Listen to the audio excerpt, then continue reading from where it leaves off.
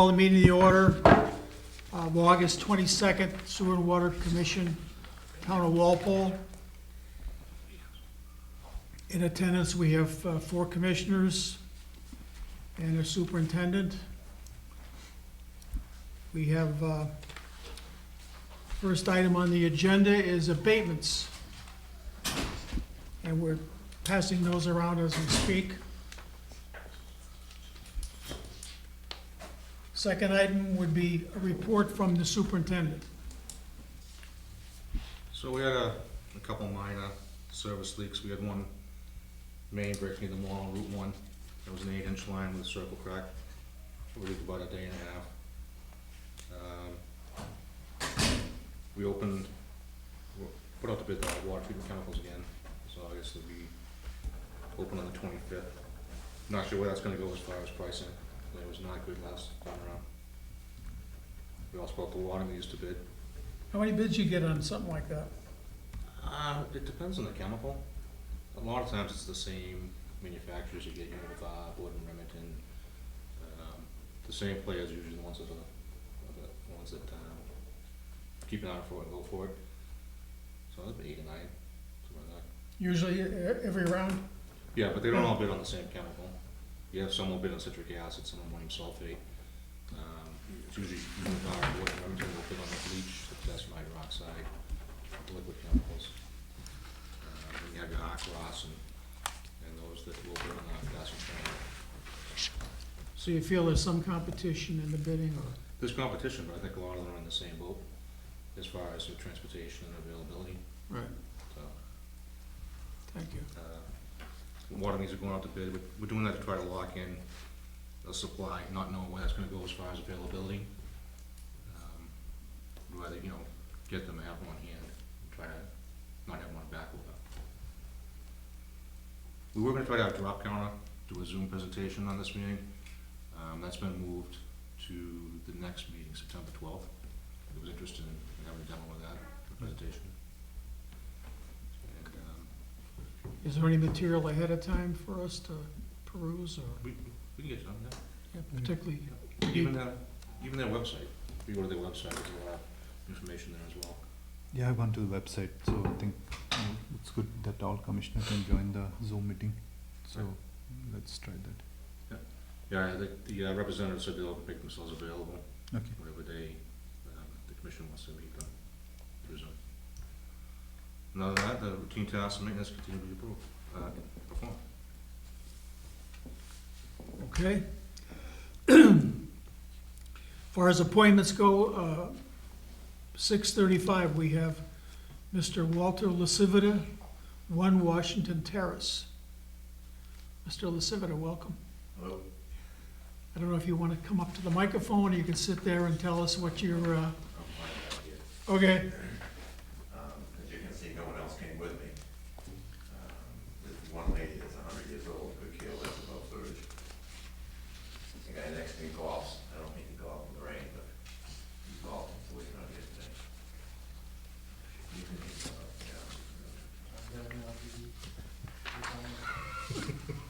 we'll wear a mask or thing like that. So, I'd like to get access to storage. And all the houses are too low, so we're gonna have to pump. So I don't know what we have to do to go about doing that. Okay. So there's, as you said, there's 3 homes Yes, on Washington Terrace. yes, And the 2 of you, the other neighbor, yes, Jerry, Tuchetti, yeah, yeah, he wants to have sewer as well. yes. They're both on cesspool. 1, 2, and 3, they're on cesspool. I have a septic tank and a pit. Of course, we have the brook right behind us that runs down into the bird park. Mm. I'm sure that it's running in there, through the water. So I'd like to get rid of that, and he would. And like I said, she's 100 years old, and she has her son-in-law from Kansas telling her, you need a cesspool, you don't need it. But I think he's thinking if we put it in, he's just gonna hook up for free. Well, Scott can explain the regulations as far as hooking up goes. Okay. Tell us.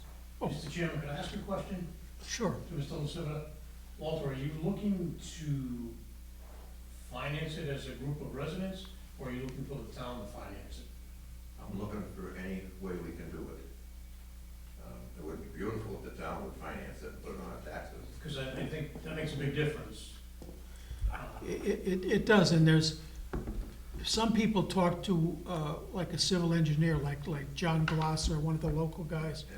that are familiar, because you keep, there's something called the spaghetti line. You can do a dedicated line even just for yourself with a pump, small pump that isn't that expensive. You wouldn't necessarily have to put a whole sewer line in for the whole neighborhood. And you could probably put, a spaghetti line would probably service 2 homes if, and have a connector if the third party ever wanted to buy in. Something like that. That might be an option to explore, to be economical. I think it has to be spaghetti, because once you come off the street, I think it's like 5 foot deep in the street. But once you come off the street, you're really gonna probably go 30 feet, maybe 40, and it'll be, getting too close to the surface. So I would imagine. How many feet would you guess your house is from from the sewer service? Maybe 120. I should have measured that, but I should have, could have, would have. So you're looking at a pump system? Definitely have to, Yeah. yeah.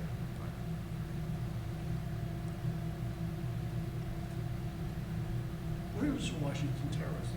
It's in East Walpole. Opposite Bird Street. Bird Park. Right opposite Bird Street, off of Washington Street. Just after Short Street on the right. And where's the nearest sewer now? On Washington? Right on Washington. And what's the distance to the last house that he's thinking? Well, I don't know, I'd say most would be like 150 feet, That's the last house. I think It so. would go by 2 other They houses. come straight out, and there's 3 houses, one parallel with Washington Street. I just wanna, I look at my map here. Look at 334 Washington Street, and it's Washington Terrace wraps around it. You don't own all the 3 houses, right? So what do your neighbors say? I told the number 2 who wants to hook up. They both wanna hook up? Jerry does, Mrs. Leston, she's 100 years old, and she doesn't really care. But I told her that when something happens to her, or whoever takes over the house, they're not gonna be able to sell it with a cesspool. I don't blame them. I don't know, I wouldn't care about it. So what do you recommend, Scott, that he do? What would be the next step? It sounds to me that they should investigate putting in a pump system for the 2 people that want it. And a future homeowner that has a septic system now, they'll have to, we don't have it replaced.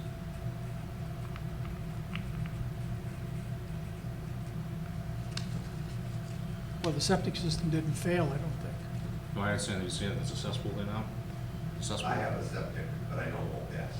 And I have trouble with it, it won't pass today's ordinance. The other 2 were cesspools. If mine passed, I wouldn't have bothered you for nothing, I would have been like, wait, again, I don't care. I don't think it would pass. So once those sell, they're gonna be gone.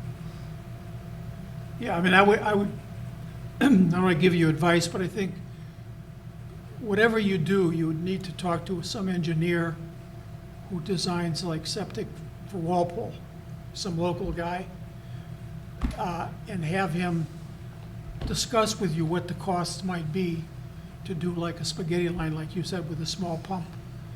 That would, What I was hoping was that you would bring service on to the terrace. It's our responsibility to get to it. Each one put a pump and a spaghetti line, pump and put the 2 lines together, however we would want to, okay. So you're talking because of the depth? You're asking for the town to bring it as far as you can? Yeah, just get off Washington Street, and then once it's off Washington Street, that's what we did with the water line. You guys gave me water onto the terrace, and then we paid for the rest of it. Yeah, that sounds reasonable. How many I see Washington Terrace here. How many lots, house lots, are there on the street? No house lots, there's 3 houses.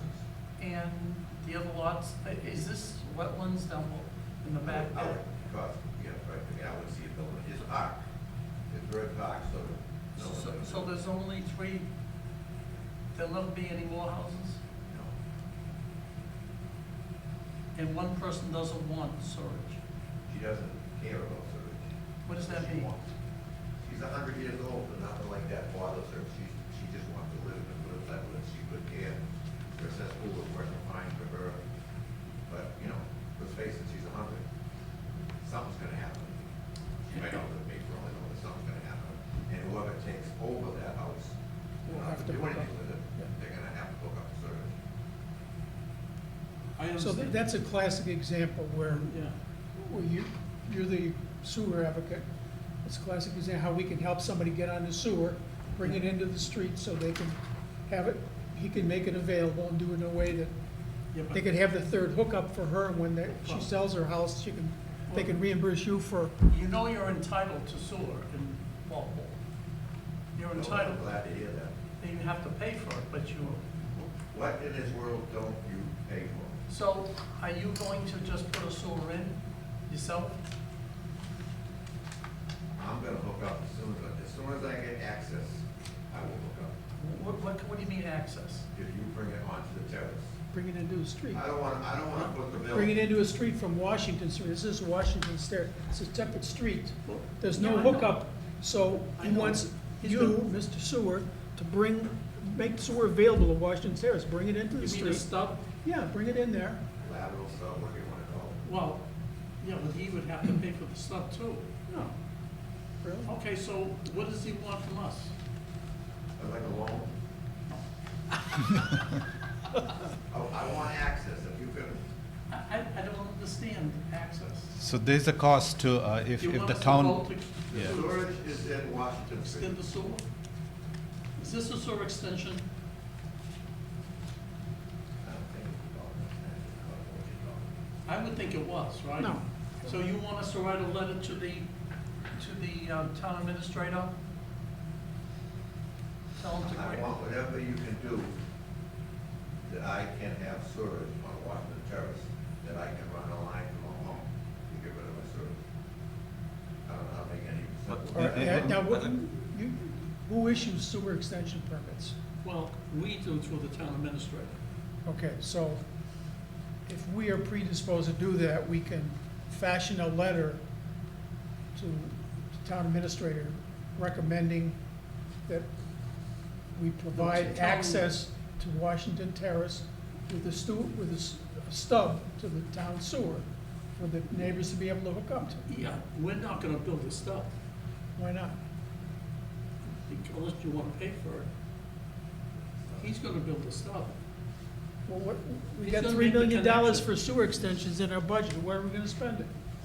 Let's spend it on Washington Terrace. Nice street.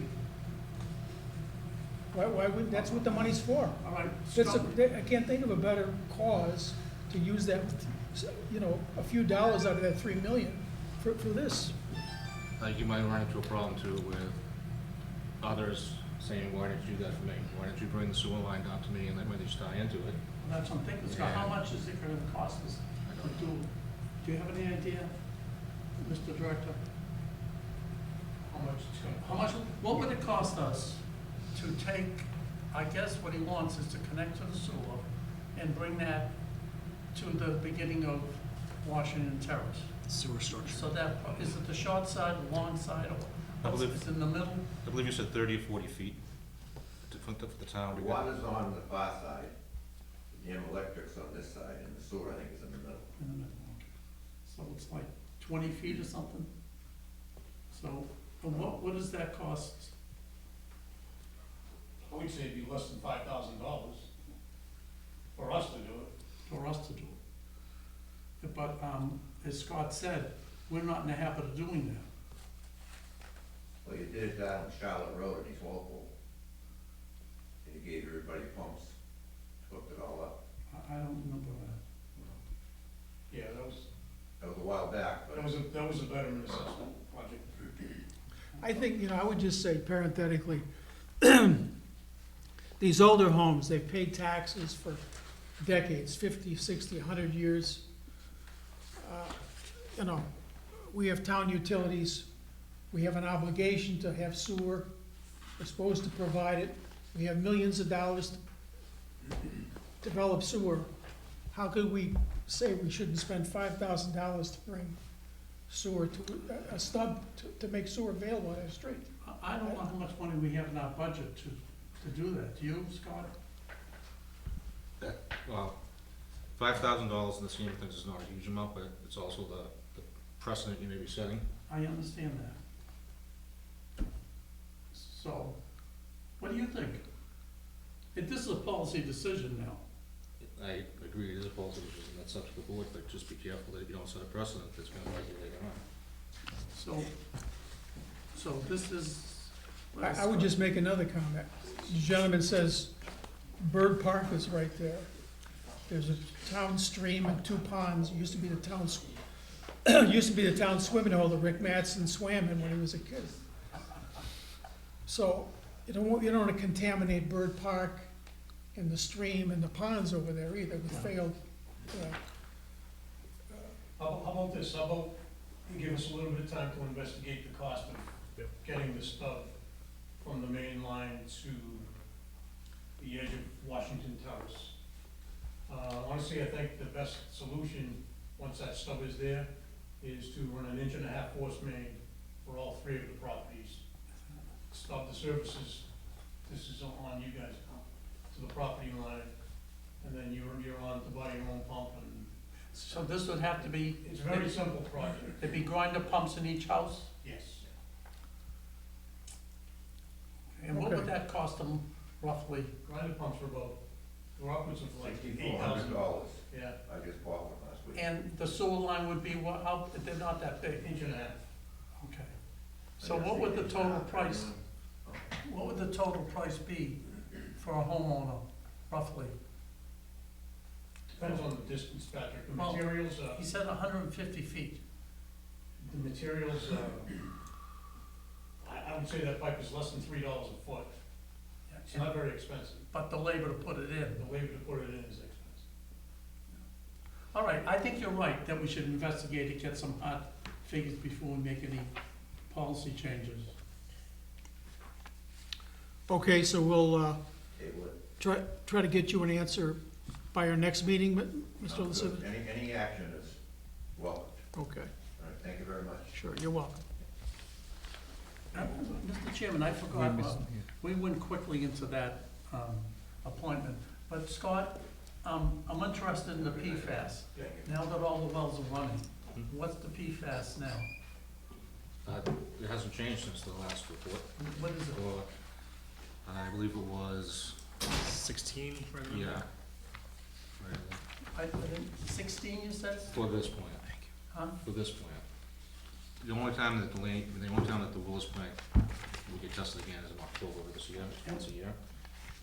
We've dropped down to quarterly here, and it was around 16 At this point? at this plant at the But time. we don't know what it was at Mine Brook? No, because we're on reduced monitoring. Every October. I'd like to know that, okay? All right, thank you. No, we did have the results come back for the monitoring well for pocket anything over here. That was 33. 33? Right. And that information's been relayed to the Mass DEP. It was a requirement for them. All right. Not all right, but. Okay. 6:45. Rooney Nicola. Hi. I'm Ryan O'Poole, this is for the property 131, 133 Winter Street in Walpole. I purchased it, I believe, February last year, 2021, so it's been about 2 years now. Since I bought that house, my water bills have been coming in high, specifically in the fourth quarter last year and the first quarter this year. I've had the same times throughout, since I purchased it, and the highest quarter was about 25,000 cubic feet. Wired out like almost $6,000 a quarter for a duplex, and there's not more than 5 or 6 people living there. I mean, it's insane. And so then after that, I got the next one was 15,000 cubic feet, meter changed, and now it's back to normal at 1,400 cubic feet per quarter. So with the interest this quarter was $800, yeah, we're over 10 grand.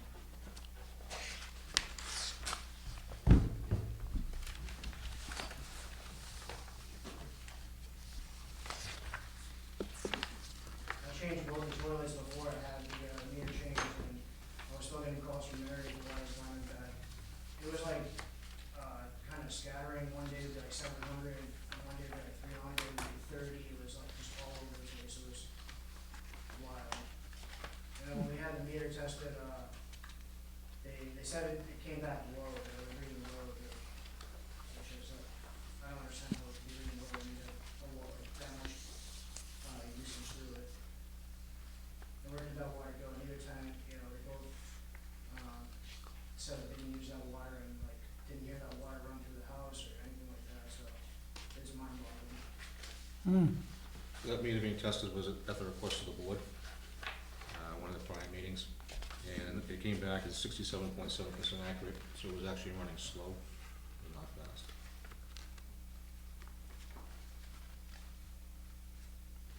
So what do we recommend, more diagnosis, or? I'm not sure what more there is to diagnose, but the board has already voted on this and has requested a reconsideration Yeah, of the decision that was made. So this has come before you. right. So this is still ongoing? No, I mean, this quarter, I have my bill here, this, didn't come in too long ago, but it's $250 for the quarter, so like, that's not bad. The whole year would be like not even, you know, 2 grand or whatever, so it's 1,400 cubic feet. Versus 25,000 cubic feet before the meter was changed, from 14,000 cubic feet. It's a huge difference, it's like 10 or 20 times, you know? Yeah. And then you get charged, I believe, a commercial rate plus interest. And I haven't been paying against it because it's just like, how do I, you know, where do you start against that? You know? It's not right. Okay, anybody? Jeff, you got any thoughts? I just, you know, they went from 30 cubic feet to 300 cubic feet in a day.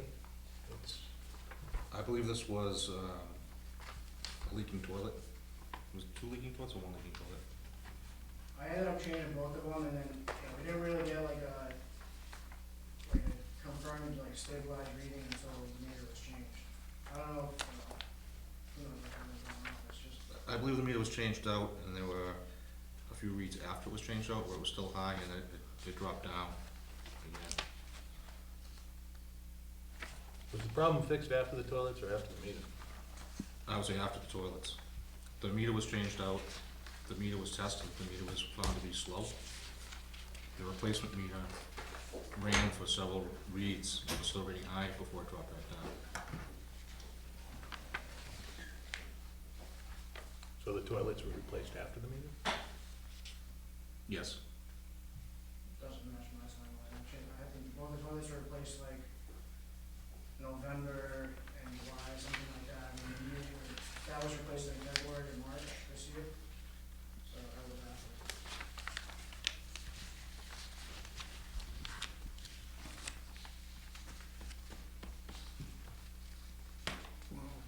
And then my taxes went up like $600 this year, which is 10%.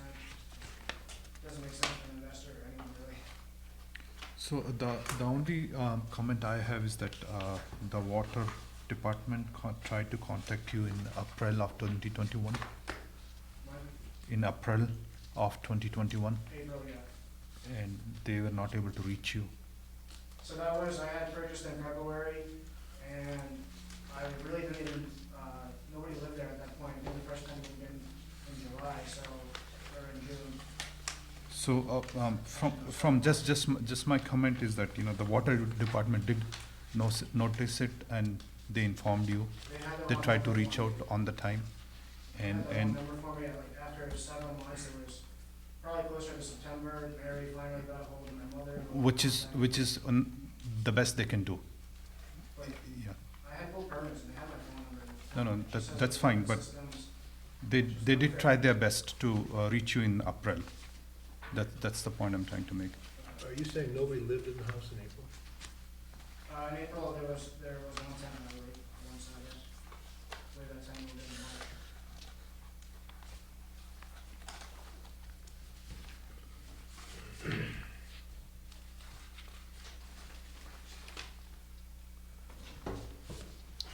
Patrick, you have any thoughts? Well, I was just reading through here. Once the meter was replaced, everything went back to normal? Is that correct, Scott? I don't believe so, according to the timeline. And this meter was off, what does that mean, It 6 says 7%? on the, 7th of February, the meter was removed. And even in March, there was still some days with high spikes. That's after the meter was put in. After the meter was replaced, so Right. it's not, it's cut and dry as it seems here. Okay, so the water went through the meter, Right. and the new meter showed the same, The new meter still had spikes on it. okay, and what do you attribute that to? Yourself? As far as the spikes, it could have been a leak. I know you have in here when the kits were purchased, I'm not sure when they were installed. And there's also a comment made about a malicious tenant. They may have been using water the way it shouldn't be. So that's where I said the other tenant, on the other side of the house vouched for who I thought might have been being malicious. She said that there was no way that much water would pass through those. I would've heard the pipes running all night and all day. It's just, she didn't think it was possible. And then he was saying that there was sewer work or water utility stuff being done out in the street. Maybe that was the cause of it. But as far as the yard was dry. Everything was normal. In order to register on the meter, we'd have to go through it. So whatever work is being done, we'd have to physically go through the meter and register. I understand what He doesn't live there at the property, is that correct? You'd have to ask them. It's your property, but you don't live there. Correct. How often do you visit? Once a month. Okay, so you have no idea what the tenants are doing, right? I mean, I'm not gonna go check the meter daily unless there's Is it possible that they're going out and even during COVID. watering summer, and you get turning on the access and all that. sprinklers, or, I mean, see, this, the problem is, if the first meter and then the second meter show the same, then it's probably not the meters that are the problem. And if you're using this water and you're not there, what do the tenants say? Have you asked them what? What period do you see that after the meter, it was, still involved and all that? The problem we have is that if the water went through the meter, you have to pay for it, because the water was used. I understand, but I just don't know how that much water could go through. And if it went, in understanding that the first meter could have been defective, but the new meter also, chances of that being defective are mighty slim. I don't think there's any issues with the meter. I got my bills $240 per quarter, it's fine. So, The new meter went in on February 7th. Yeah. so how can we give you free water? I'm not asking for free water, I'm just asking, Yeah, you basically are. I'm asking that the commercial rates are much higher because of the But sector. but if we give you free water, then somebody else is paying for it. I don't think that water was used, though, I'm saying. Okay, if it wasn't used, where did it go?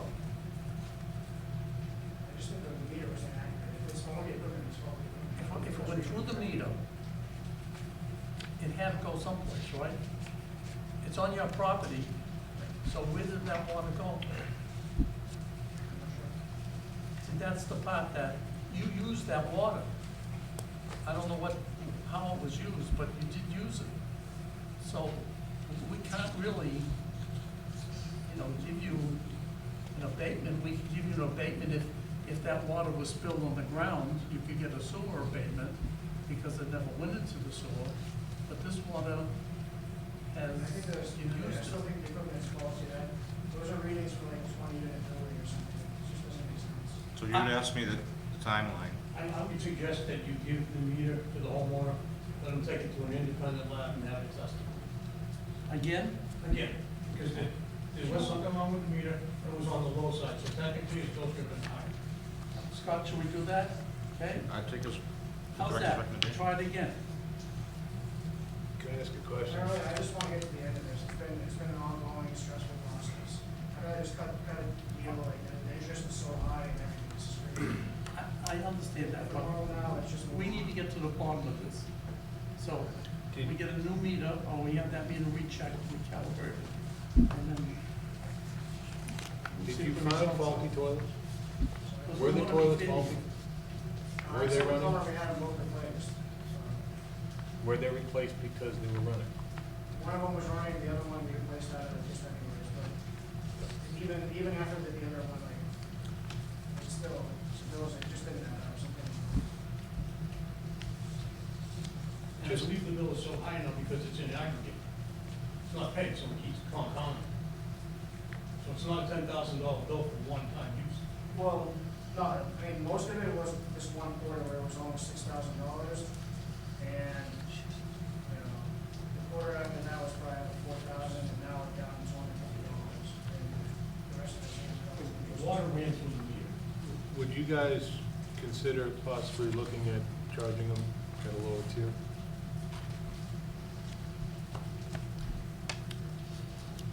I would. You pay for the water if you use it, if it goes through the meter. Yes. It's just the rate, yeah, it's because We could do a payment plan, if that's a problem. Now, the problem is that I believe, one, it shouldn't, the commercial rates are almost double, they're a lot higher, and then the interest is crazy. It's just, those alone are probably several thousand dollars, and then, even for 2 years, it should be more than $4,000 maximum, $5,000, it's at least double what it should be. So I got this question. Do you still believe the meter is inaccurate? No, I think right now we're okay. So you don't feel the need to have it tested again? I just want to move on.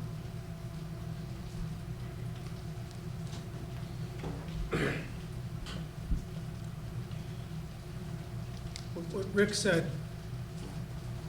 if he had it tested independently, if they said the meter was inaccurate, we can't necessarily say it was always running slow. It might have been run fast, slow, fast.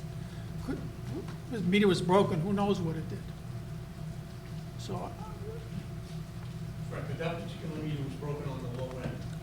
So it was not detecting low flow, which is why the average accuracy was only 67%. So you had 101, 102, and 0. So the average of those three values, you come up with 67%, which puts it outside of the standards of American water. What's the current bill and usage? Current usage, $1,400. Keep in mind that it'd be highly unusual to have two meters back to back, both not meeting guidelines, and one of them brand new.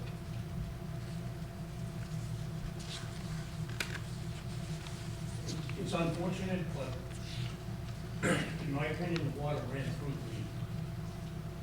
The meter cannot physically move unless something's running through it. I kind of like Jeff's, I'd consider the Suggestion. abatement to look at the water usage and charge at the lower tier. If we could maybe do that calculation and have him come back next meeting, we could look at that. Do you want to investigate what we can appropriate to you? He's falling into tier one right now, based on what the current meter, the new meter, replacement toilets are.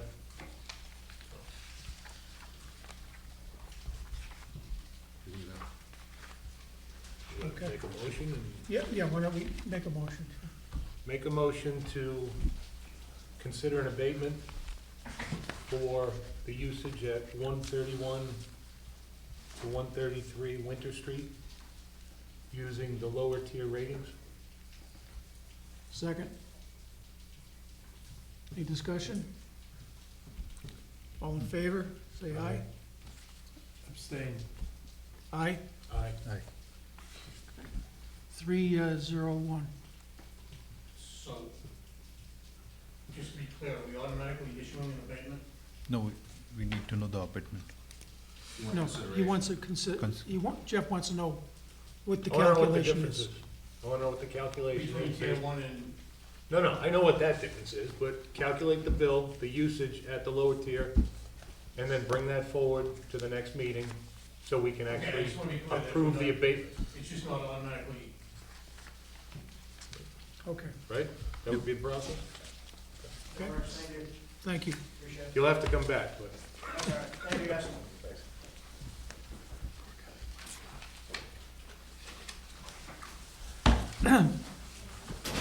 All right, moving right along, We don't have any paper on this appointment number 3, do we? Hitching Post Drive.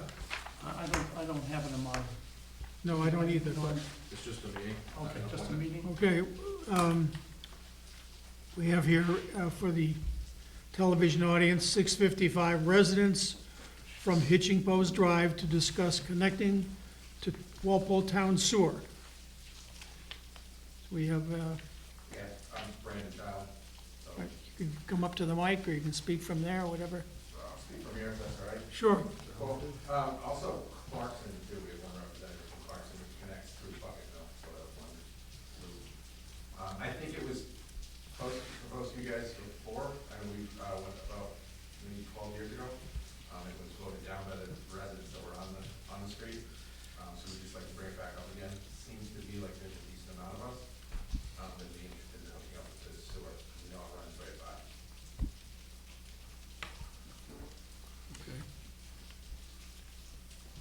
well, Uh, first of all, Mr. Mattson? First of all, it doesn't run right by. It's nowhere near it right now, so, It stops at the driveway of Avenue, Avenue. Avenir, yeah. the first driveway of yeah. Avenue, yeah. Okay. I wish it didn't run right by, it would've been a lot easier, but What is that, Lake Shore Drive or whatever that I'm is? sure you do. Shoreview Drive? Where's Hitching Post off? Right past that, Yeah. no, before you get to Chris's? Oh, wow. Kitchen Post Drive. It's off of Main Street. Right before Chris's. Oh, I know where it is down So anyway, Weston and Sampson just did feasibility, a quick feasibility study, I think you guys were aware of that. Scott, you can give them the details on that. Yeah, so, to do this portion of it, Kitchen Post Clarkson, and the side streets, it'd be additional property forming walls to tie into a development's not in place yet. Sewer expansion taking place, it's not constructed yet, you'd be tying into that. So there'll be a significant cost. Okay, I don't know what that means to us. So what's happening is this, there's a portion of Production Road and all of Industrial Road that are looking to be sewered. When they construct that, if and when they construct that Industrial Road, Production Road, they wanna make sure that the elevations are proper to pick up Hitching Post, Clarkson and everything back that way. So in aggregate, the total project is $6.3 million. Now, along with that $6.3 million comes, under the board's policy, a betterment assessment. So anybody's property that's bettered, anybody that we cross by, that sewer would be responsible for 75% of the cost. At a $6.3 million project, 75% of that is like $4.3 million. So divided by the 100 and I think 10 properties, the betterment assessments are roughly $42,000. So the cost of sewer is very, very expensive. It just doesn't seem practical unless, you know, there are a lot of failing systems and Well, that's the other thing, if you do the math on my property, I have one more system that I can put from a land standpoint. Like the next system, so my system is on the verge of that, right? So I could do one more leaching field, and I don't have any more land to do anything else. So if you think about 20 years forward, it's, you know, I'd have to do it again, and, you know, where do I go? I think there's several places that are there, and there's second systems on the majority of that street, I believe. So where are those third systems gonna go? And, you know, so, yeah. This is, it's not a difficult project, it's a very expensive project. Sure. Given the way things are economically right now with the construction climate. A portion of this particular project would include, low pressure grinding pumps. So I think the bottom half of Clarkson's done, right, and the bottom half of hitching post. Cypress, the whole side streets. Yeah, it would all be on pumps. Okay. So it's not a total gravity system. That drives up the cost a little bit, not significantly, but based on the engineer's current estimate, which I think is a little high, of $6.3 million, it's, first and foremost, the commission would need to make that decision to move forward and go ahead and seek the borrower. And then, again, the betterment assessments at 75% would be very costly. Now, certain septic systems are upwards of $40,000. That's what I was gonna say, I got So you can say, all right, well, $40,000, I'm done, I have a sanitary sewer line, I don't have to worry about it in 10, 15, 20 years. Septic systems, unfortunately, are designed ultimately to fail. Over years, they fail. Well, how would we pay for that for, let's say we went to $42,000, how would the residents pay for that over time? The property would be assessed a betterment through the town. I believe it's 5, 10, or 20 years that you have to pay for it. So if you, for 20 years, you pay $2,000 a year to the town. The question I What they have basically do is they put a lien on your property. is, is this project include Bucket Mill Yes. and Cypress? So, and there's, how many, 150 you said? 111 properties, I believe. 87 residential. Okay. It's like 14 commercial, industrial. So are you folks from all those different streets? And your neighbors are in agreement, basically? We You- have not called them. Okay, Could- that's one thing you really need to do, because you're in favor, obviously, you're here, but to encumber those other people, that's another story. So, we probably need to do a notice, if we're gonna go forward with this, to all the people who are affected by this Right. project now. I It'll be believe a the last project. time we had something like this, Commissioner Fasenello, was probably 10 years ago or so. And I believe the commission adopted a policy back then that, just as you were saying, send notification to the people that we need to get at least, I think, 75% of those people to. I think that's right. That way, there'll be 25% of people who will be opposed to it, but majority rules. And what's gonna happen is if they do get if you all get town sewer, you realize your property values will go up. You're gonna pay this over 20 years. It's gonna be on your mortgage or on your tax bill. Actually, on the tax bill, isn't it? Yeah. Yes, And what's the percentage rate roughly now? I was relatively low, just like 2% or something, I think. This happened to my house. We had the same situation where when we bought the house, it was encumbered by the town sewer. And we paid it off, I think we had 7 years left to pay it. So, and if the people understand that, they're gonna get a monetary benefit on this property. Now, you may not get it because you may, sell it or something in the meantime, but somebody's gonna get a monetary, it's a betterment. So you're not getting something for nothing. And as the director said, it's worry-free. Once you're on the municipal sewer, the town takes care of it. Yeah, No. honestly, when you said. There's a flip side to that, however. Do you live at the beginning of Hitching Post Drive? I live right in the middle. Okay, because geologically, Hitching Post, whole street was a gravel pit. Yeah. There's perfect sand under all those lots. And the permeability is like perfect. So I mean, when people say, I disagree with the gentleman that said that these septic systems are all gonna fail, they're never gonna fail. They fail, they may have to be replaced, but there's plenty of permeability for septic. You're never gonna lose the chance to have septic there. The other part is when you're on sewer, you have to pay a fee for all the water, a sewer fee. So you're gonna double your water bill, which is an ongoing cost. You heard a gentleman here talking about a $15,000, $20,000 water bill. So it isn't all roses. And I think we're gonna,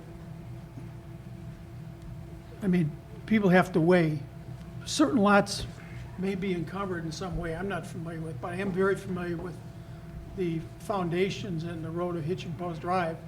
And I'm shocked that anyone would have a problem with a septic system. It might be a feature of the design and have to rebuild something with a septic system. But as far as it operating, I don't think it's possible for a septic system to fail up there.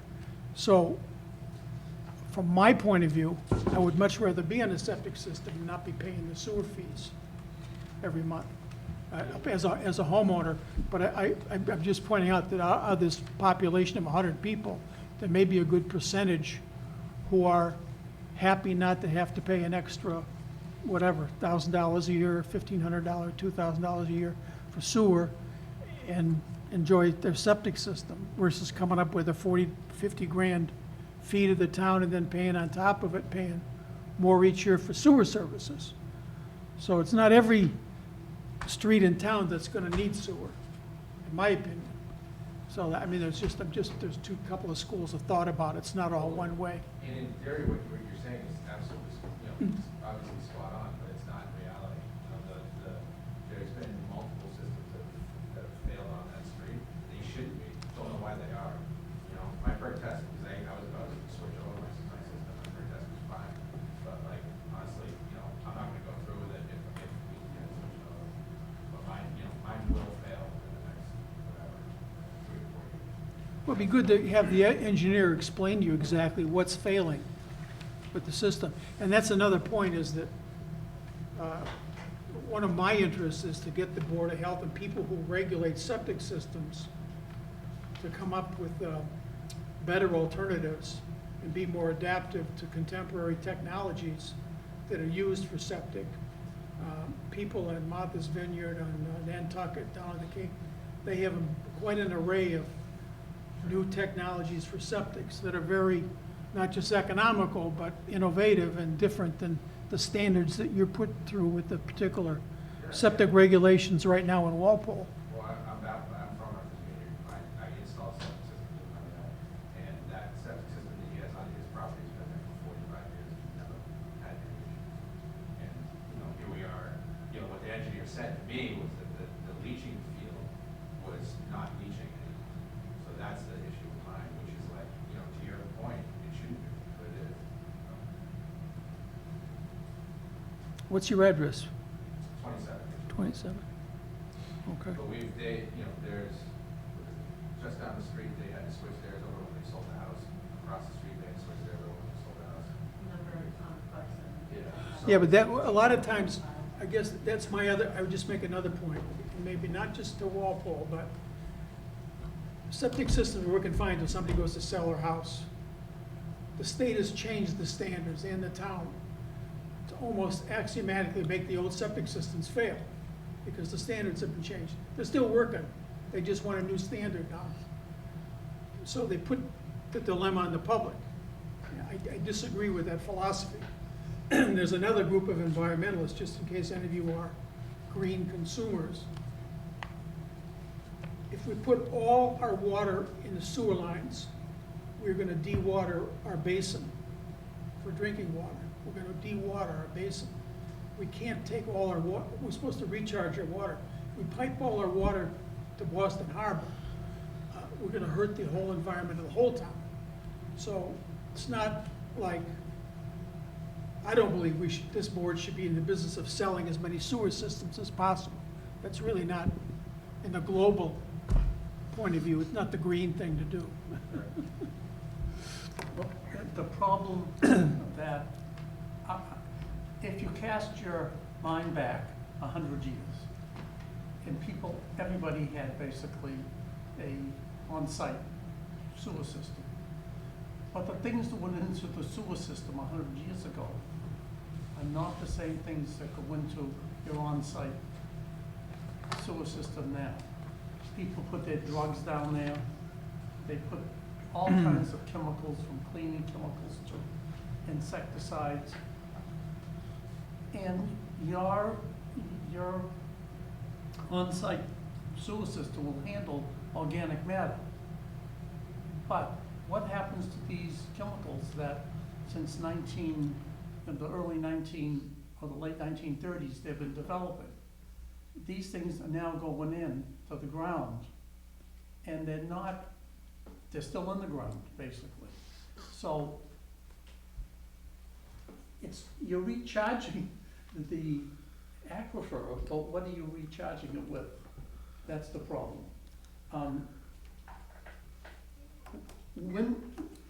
I've been on the commission a long time, and we made the decision to offer everybody in the town, every square inch of Walpole is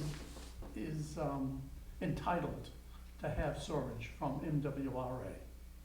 Okay, we didn't say this part of the town is not gonna have sewer, so we don't have to pay for the treatment plant.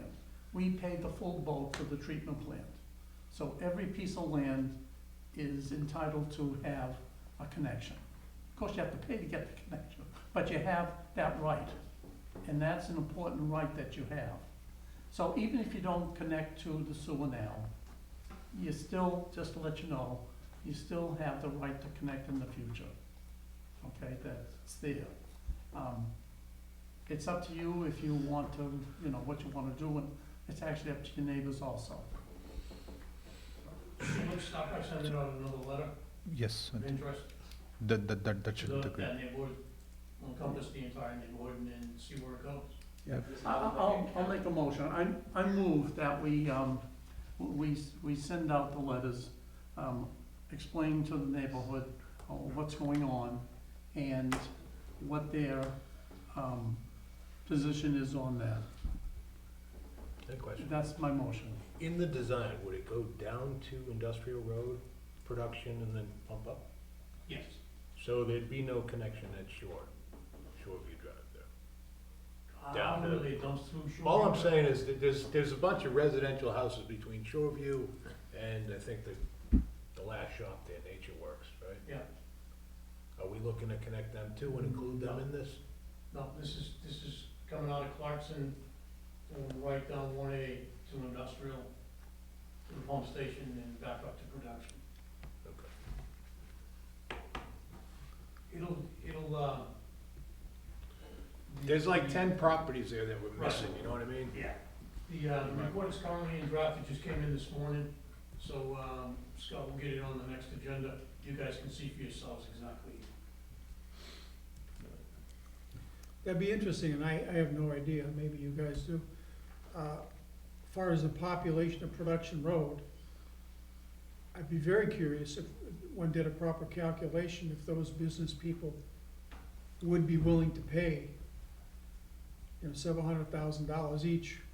One of the systems is currently, I believe it's failed, Scott, or it's in the process of being failed. So I would say that they would be a yes.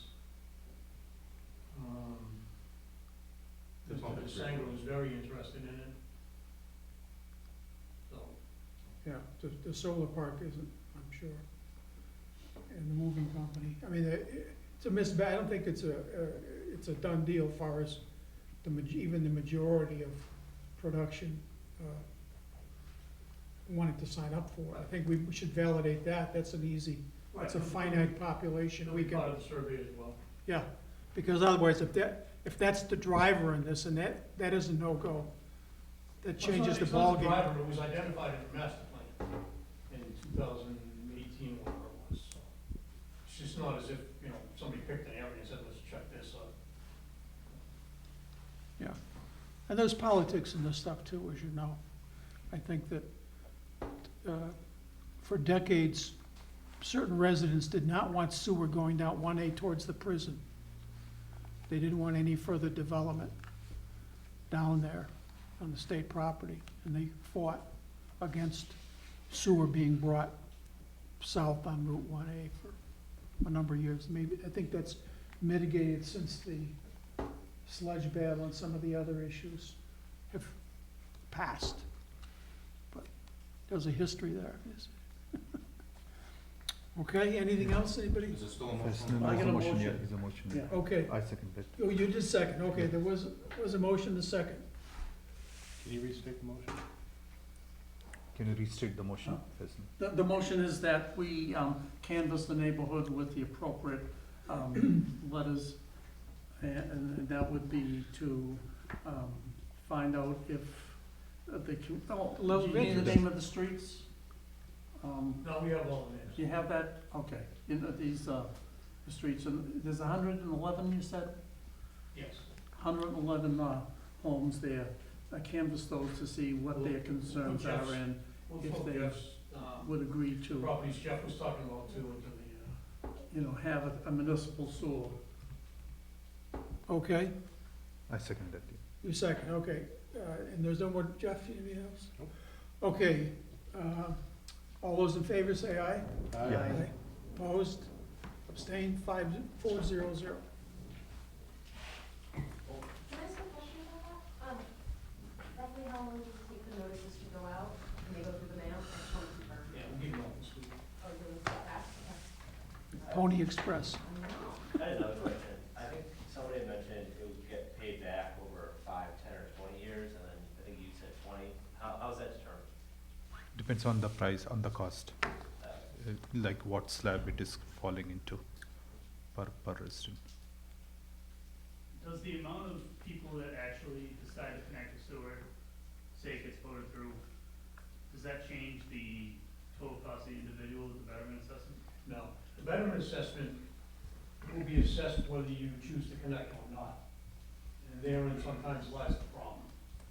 Oh, so if it gets voted through and my neighbor decides not to do it, they're still, They're still on the hook for the betterment, but they're not obligated to. I see.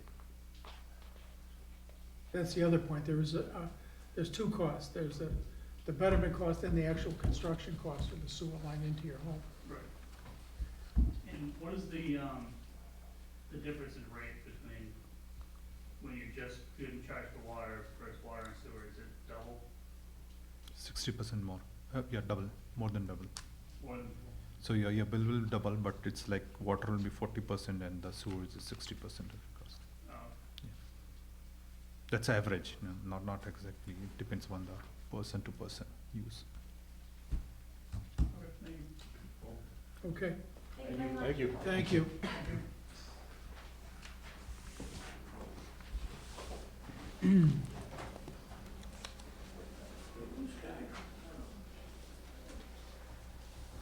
Okay, I guess the last point here, 710, Doug Gardner. John, if I could, would it be possible with the, okay of Mr. Gardner to hold off and do some of the other agenda items first, because I know the town administrator has expressed an interest in being part of this one. Oh, okay. Sure, that's okay. We missed the first one, the policy review, if we can just review and pass that. All right, let's do the policy review, Carpenter Road.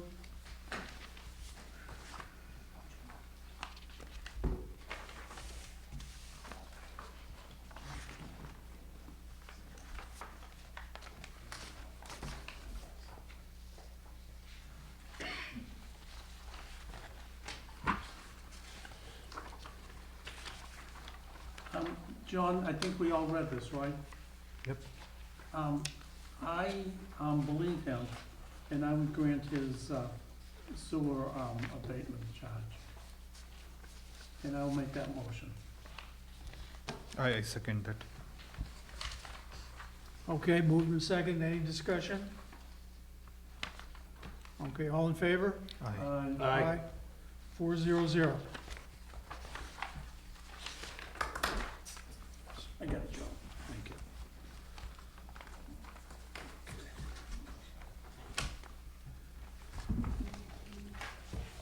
Now we have Bill Abbott's contributions here. The first one being water production, current versus prior years. Does anyone have any comments on that? The July numbers are very high. Very high? Yeah. Very good. We had a huge spike there. Scott, do you have any idea about the August number, like until now, how it's going? Right now, Yeah, the last this couple of current year, yeah, years, current it is month. still up there. Still same, okay. So I think that's a kind of, because of the drought, the people might have used a lot, before the drought policy was brought in. So that's the only comment I have. Okay? Can I ask a question? I know we have that, the river business and the flow business. Is there actually any data that shows the river flow vis-a-vis the amount of water in our wells? In other words, in the Ponset River, how much effect does that have? Well, the stream gauge that we read is in Norwood, right? And how, I don't think there's any direct correlation, Patrick, we don't have. so if it's not a direct correlation, why are we using that? It's in our water management permit. Why though? They put it in there as. I know, my point is, why? If it's not doing anything except measuring the flow in the Quonset beyond us, right? And is there any correlation between that number and the amount of water we can produce?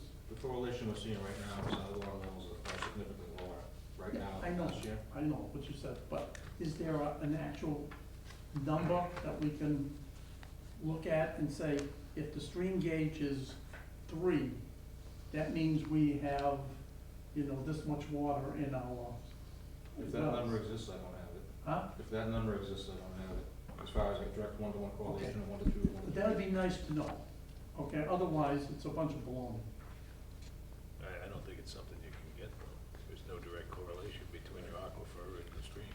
And it's directly on a Water permit. source. Once it goes below 6.4 cubic feet a second for 3 days consecutively, then it triggers our outdoor water policy restrictions.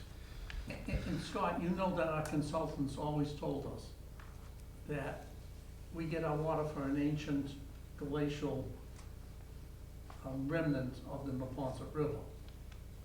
And that the river, they weren't even sure then, the actual river, how much of that river water gets into the ancient glacial riverbed. And do we ever find out? No, we know that the Ponset One has no impact on the Neponset River because the Neponset River in that section by the well sits on, the bottom of the river sits on ledge. So, when they did the prolonged pump test, it was determined to be no impact on the surface water body. Yeah, so we're being, again, I know about the Ipswich River and that whole bit. And it seems to me that we're being painted with that same brush. Everybody in the Neponset River Basin is, And it doesn't make any sense. I agree. So I really struggle with that. Okay, that's just just to let you know about, when I see current water productions here. And there's this It's nice comment, information, but I don't Yeah. know the relevance of it. this comment on the bill memos that he used to measure the groundwater level in Mine Brook area. And he was able to measure somehow. What's the method he's trying to do? Scott, do you know that? How does he measure it? Yeah, He uses a tape that's in centimeters. You talking Okay. about Bill Abbott? yeah, yeah, Yeah, he just drops a tape into the observation well, removes the cap. okay, It's a little 2.5-inch well. okay, Drops it, I believe he has a little sounder on the end of it. He tells when it hits the water. He pulls it up and measures it. He's in the Mine Brook Aquifer, the Mine Brook 2 and Mine Brook 4, which isn't, I think, constructed yet. These are where he's taking those measurements. okay. There's no digital equipment to do that? For, there's no other equipment or digital equipment for you to monitor it? We could monitor if we went out there and looked at it. It's Okay. not one of the ones that we typically do. We have representative points at each of the wells within 50 feet, outside 100 feet. Okay, I mean, inside of 100, outside 50. 100, that we look at the groundwater once a week determine the impact would have where we're at. Okay. The points that he's looking at are not on our list for routine. Oh, so this is different than what you guys This is have. different than what we do. Right now, in this aquifer, we're pulling water from Sharon. That's how far the cone goes out now. I would say we're pulling from good distances.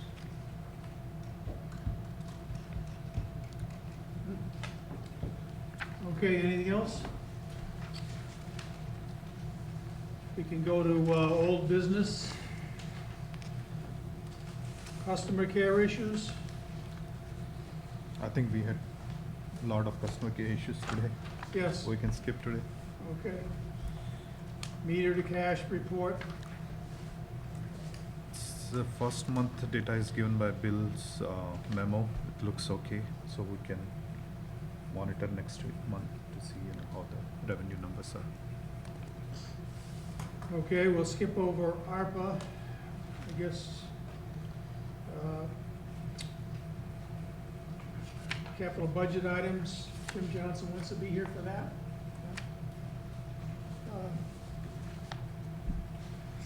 Water management policy update. That was something in there, to give you a hot copy of the policy, we already have it, changed on the day. In my perennial old business, the Jarvis Farm parking lot, I didn't see it on here. I just want to make sure that it hasn't disappeared. It has not. Okay, then. It has not, it has not disappeared. I'm glad. I guarantee you it has not. Hey, tomorrow we have a meeting with the selectmen. Yes, And are we all on board of what we're going to, you're the chairman, so can you tell us what you're going to be arguing with them about?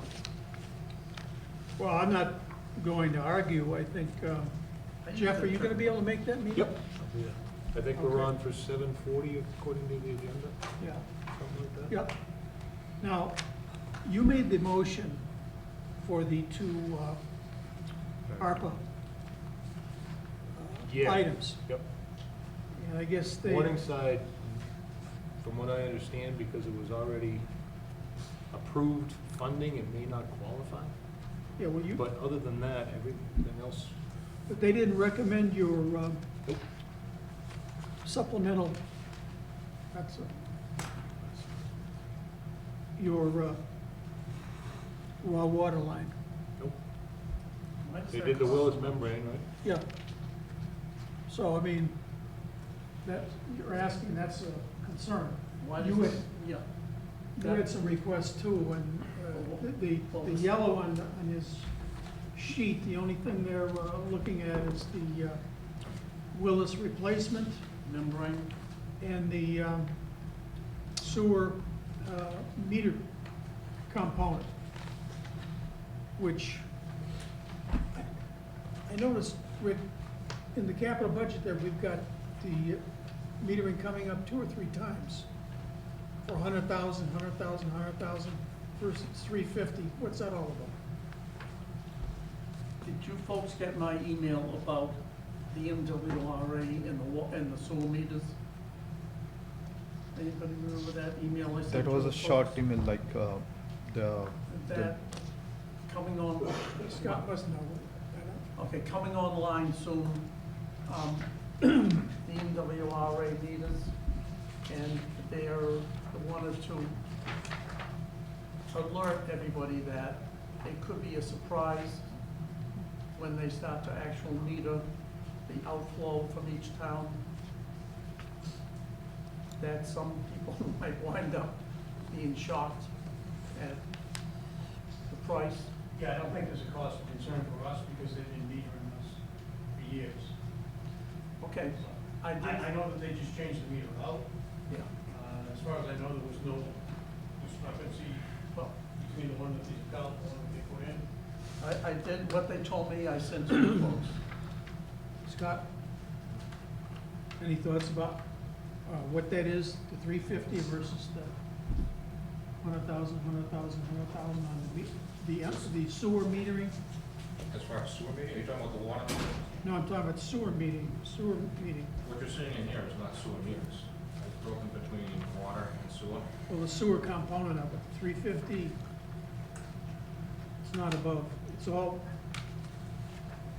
A portion of the meters for replacement are in the water budget, and a portion of the sewer budget for each of the five fiscal year. so what's the total number? It should be 350,000. 250 in water, 100,000 in sewer, for a total of 350. For next year, it's 350, not for next year, this year, it's 350,000 in sewer. There's nothing in water. Right, that's what I'm saying. Yeah, but then going forward, you've got 100,000 back and forth. The maintenance of this meter system is an ongoing cyclical thing. Whereas after every 10 years, the equipment needs to be changed out. Equipment being the meter and the transmitter. So that comes at a cost of roughly $400, $350, $400 to change the unit out. So, to be proactive, you just put money aside, just keep that program going. Because you don't wanna get to a point where every single meter and every single transmitter in the entire town needs to be changed out at once. So it's just good budgeting practice to put it in on an ongoing basis. And they're in the sewer budget because you're billing your sewer based on the water usage. So, I guess we're investing that much money, we have a kind of a linear perspective on what that equipment's gonna be. There's not gonna be any new technology for metering and new reading. Metering technology changes each and every year, like a computer, like a cell phone. Okay? The metering technology that we currently use is very simplistic and it's very effective, provided that you keep changing the equipment out on a cyclical basis. To get into these new advanced metering systems, you could spend $3 million, change out all the meters, go with the new system, and within 5 years, it's outdated. So you're gonna spend $3 million every 5 years to keep up with the technology to read a water meter, when the system that we have in place right now is effective and working. Doesn't make good sense to me to spend that money on that particular item when you could be using it somewhere else. Okay, and the transmitters that are dormant, they're static, they're not gonna be improved or upgraded or anything like that? Those are upgraded continuously by the company. But we don't pay anything extra for that, John, other than the price of the transmitter. I think they've gone up $5 since 2010, they've gone up $5. Okay. Because of your customer care, the gentleman we had earlier, he probably would have benefited if he, I don't, well, maybe not because he's an absentee owner. But, the people You like. can do the customer care with this existing system. That component of it can be done. You don't need to change out the entire metering system to achieve that. So Okay, well, what- we're gonna be yeah. talking about that. Yeah, no, this is fine, like line item wise, the meters should be replaced every 1/10 of meter every 10th year. The only thing which we should be looking is how much it's costing to our budget. Like, is it too much or is it, can we have saving or what are we getting through it? So I agree that, meter needs to be replaced every, 10th year. But we should be looking at the better options every time we are replacing it. Okay. So, do you want to, To go back to the, go back to ARPA and have, Jim, are you an observer or are you, I am. Presenter. I just wanted to be here for the discussion for the capital and the ARPA. Yeah. As you know, tomorrow, the selectmen, I've asked them to consider a couple of the requests here. I believe they're gonna be taking them up, and I'd like to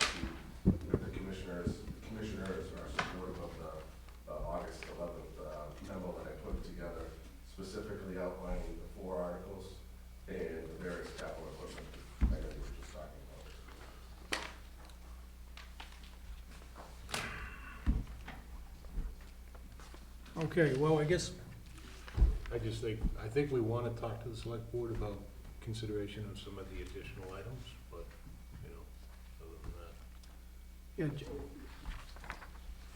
what was, our second item on the priorities for the commission was the raw water lines? Yeah. So we had actually requested, we had three things, but the priority 1 and 2 were the membrane and the raw water lines, Jim. You gave, your yellow indicator confirmed the membrane replacement, and you went down to the metering system for the, your second recommendation. Instead of the Morningside Drive. My concern with the Morningside Drive is the funds are appropriated for 296. The contract's been awarded. I know the contractor's been out here working with Rick and Scott and the team. So I'm concerned the county may say, why would we award this? They may question this. In this scenario, you would get the additional 350 instead of the 296 for the water meter components there. Well, but our priority was the raw water lines, 475. Yes, and they haven't said, I've asked the selectmen for some, because obviously if some of these don't get funded on ARPA, the town needs them to get funded via capital if the commissioners choose to do so, that's where we're at with this. So I guess how did the meter system components get prioritized over the clean run, the water lines? But to be quite honest with you, I was trying to be fair and do one project for sewer and one project for water. And then Morningside Drive was before this commission, but I was concerned, so in this scenario, it's $50,000 more than Morningside Drive. How much, there've been different figures.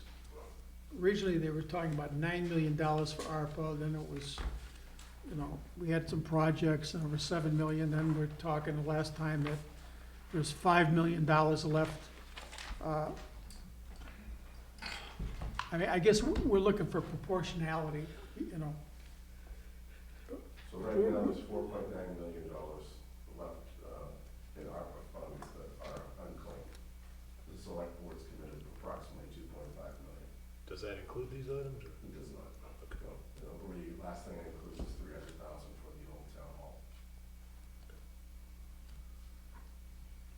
Is the White Bridge on there? No, that was done when I first started here, 05, 06. That's what? That was done when I was first started it here, 05 and 06. It's being done today. That's right. Yeah, we had no choice in Ron's room. Oh, okay. So, okay, well, you know, I think we're gonna probably just push a little bit to see if the selectmen might give us a little more ARPA money for one of our other items. I think it should. And I think that we had targeted that, the clean water. clean raw water line. So just to give you a heads up, I think we might be requesting that. And unless there's a good reason why not. No, I don't. John, in addition to or in place of?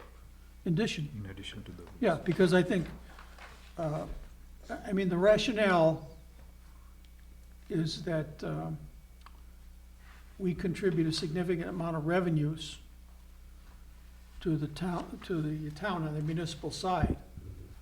And the ARPA, my understanding is, the infrastructure was based on the fact that most of the operating divisions of local government got most of the COVID money. We didn't really get our piece of the pie over there, so they came back with ARPA for infrastructure to get to the people that didn't get any of the COVID funds. And, you know, we think we should get our share. I mean, it'd be closer, if we got $1.7 million or something like that, it'd probably be closer to a fair proportionality. I'm not arguing against anybody, they're all valid capital requests. One I picked out on my own, just questioning, the school department got all new computers in 2019, partly funded by government assistance, and they're requesting under this ARPA, ARPA, they're requesting another set of all new computers for everybody. 3 years. So John, you're looking at the 1.125, the 475, and the 350? Or replace? Yeah, Yes. we were looking at the the raw water line and the Willis membrane. And we certainly would also accept the meter, as Jim pointed out, as a, I don't know, substitute for the third item on Morningside, the 296. Yeah, other question I have is on the industrial road sewer, although it's a 7.2 million item, can't we fund partially through ARPA and take other, the remaining item on our capital budget? Today we had a huge discussion with the residents who came for the Hutchington Post and other sewer lines. So I think we should be focusing on this industrial road sewer through ARPA funding so that we can help the other residents get the sewer lines also through the capital budget. Well, usually, a lot of times on the big items, we tend to, go out. I'm For funding. curious, on number 5, supplemental water source investigation, how did that even get on here? Well, Because, I gotta tell you, we've checked every inch of this town. I mean, from You're talking New about- Pond to Spring, what's it called, Spring, what's that place down there? Near,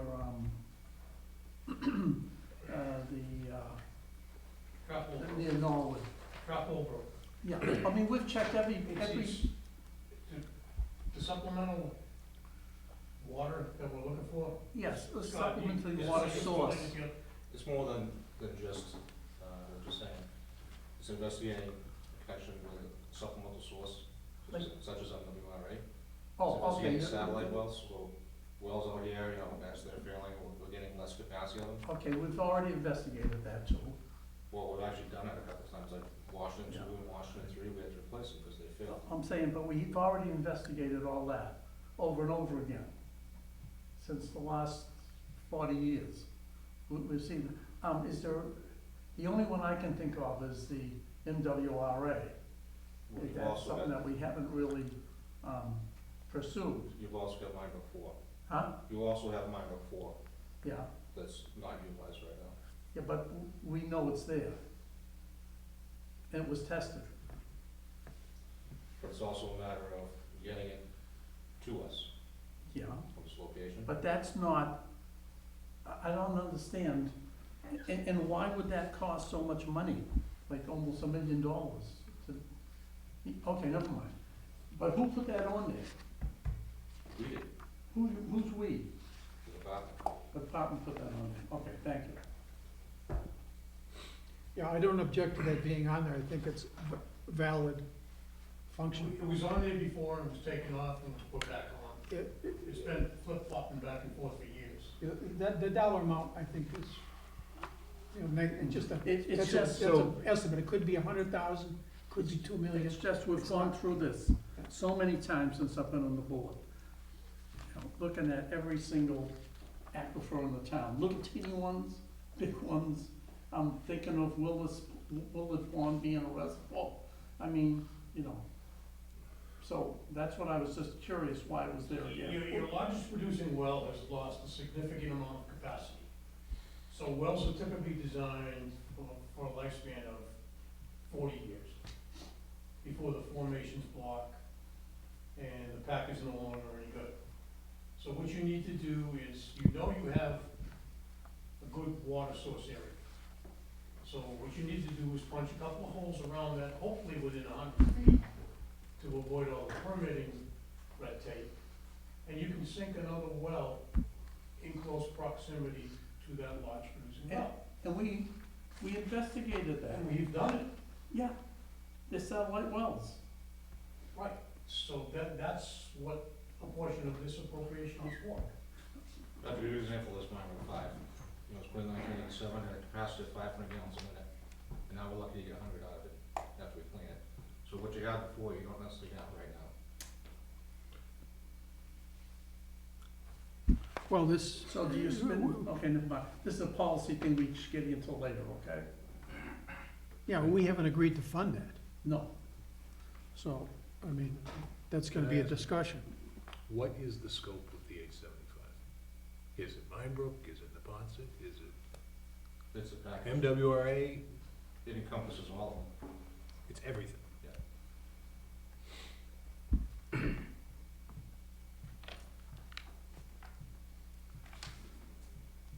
So John, what I'm looking for from the commissioners is, because the warrant closes tomorrow night, I'm just making sure that the commissioners are comfortable with the 4 articles as they appear exactly.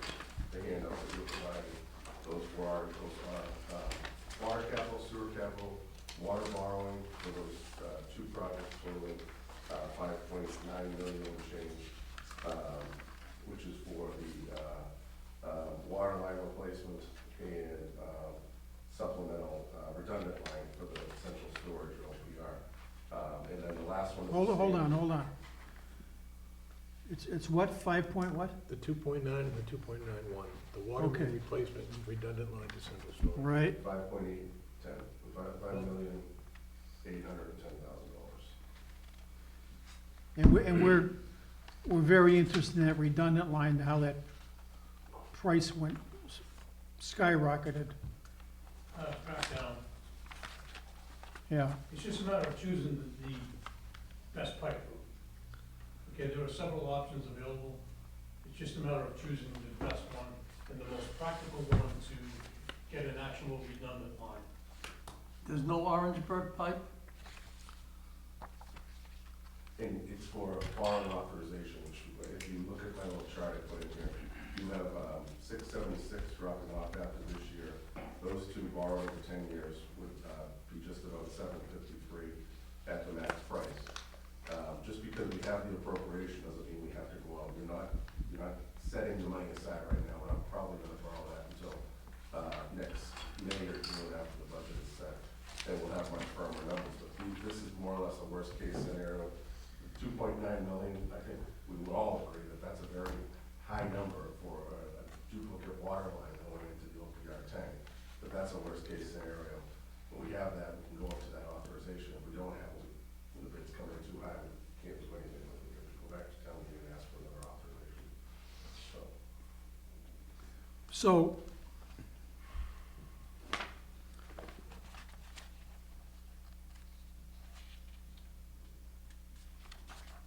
So the lagoon isn't in there, or the backhoe? They are or they aren't? they are but funded in Articles 9 and 10, which is water retainer and sewer retainer. And what about item 5, What's the name of that part? supplemental water source investigation? Yeah, that's funded in Article 9. It's on this chart right Yeah, in the top, here. And then the final article is the standard MWRA going for any grants and loans they may make available. We've had that on the last several times.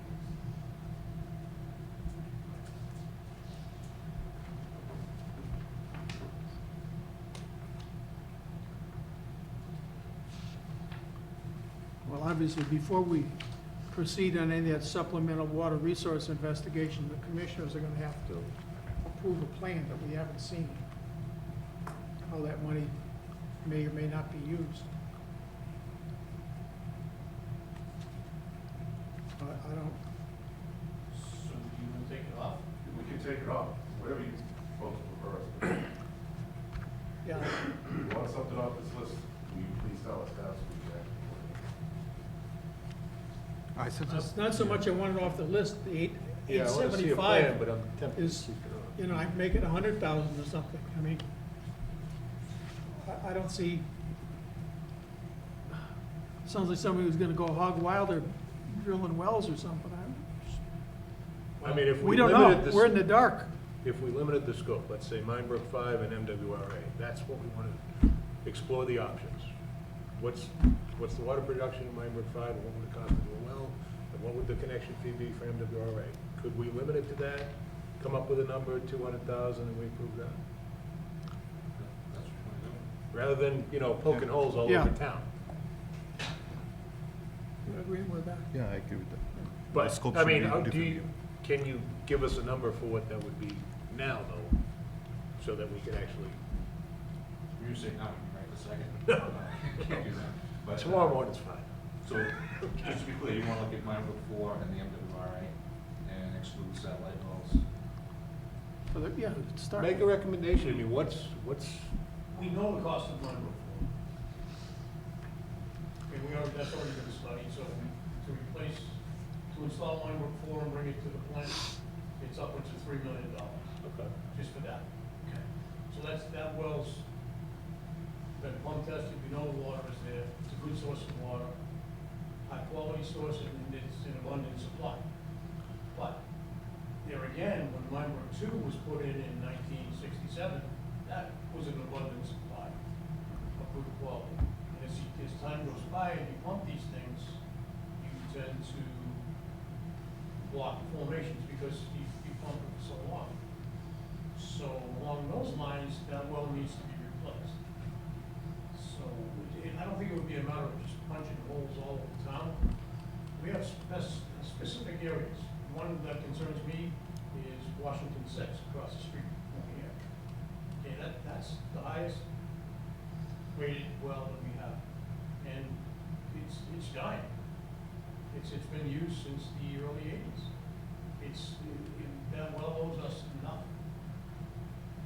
So we want to see if there's more water or a similar amount of water in that particular area.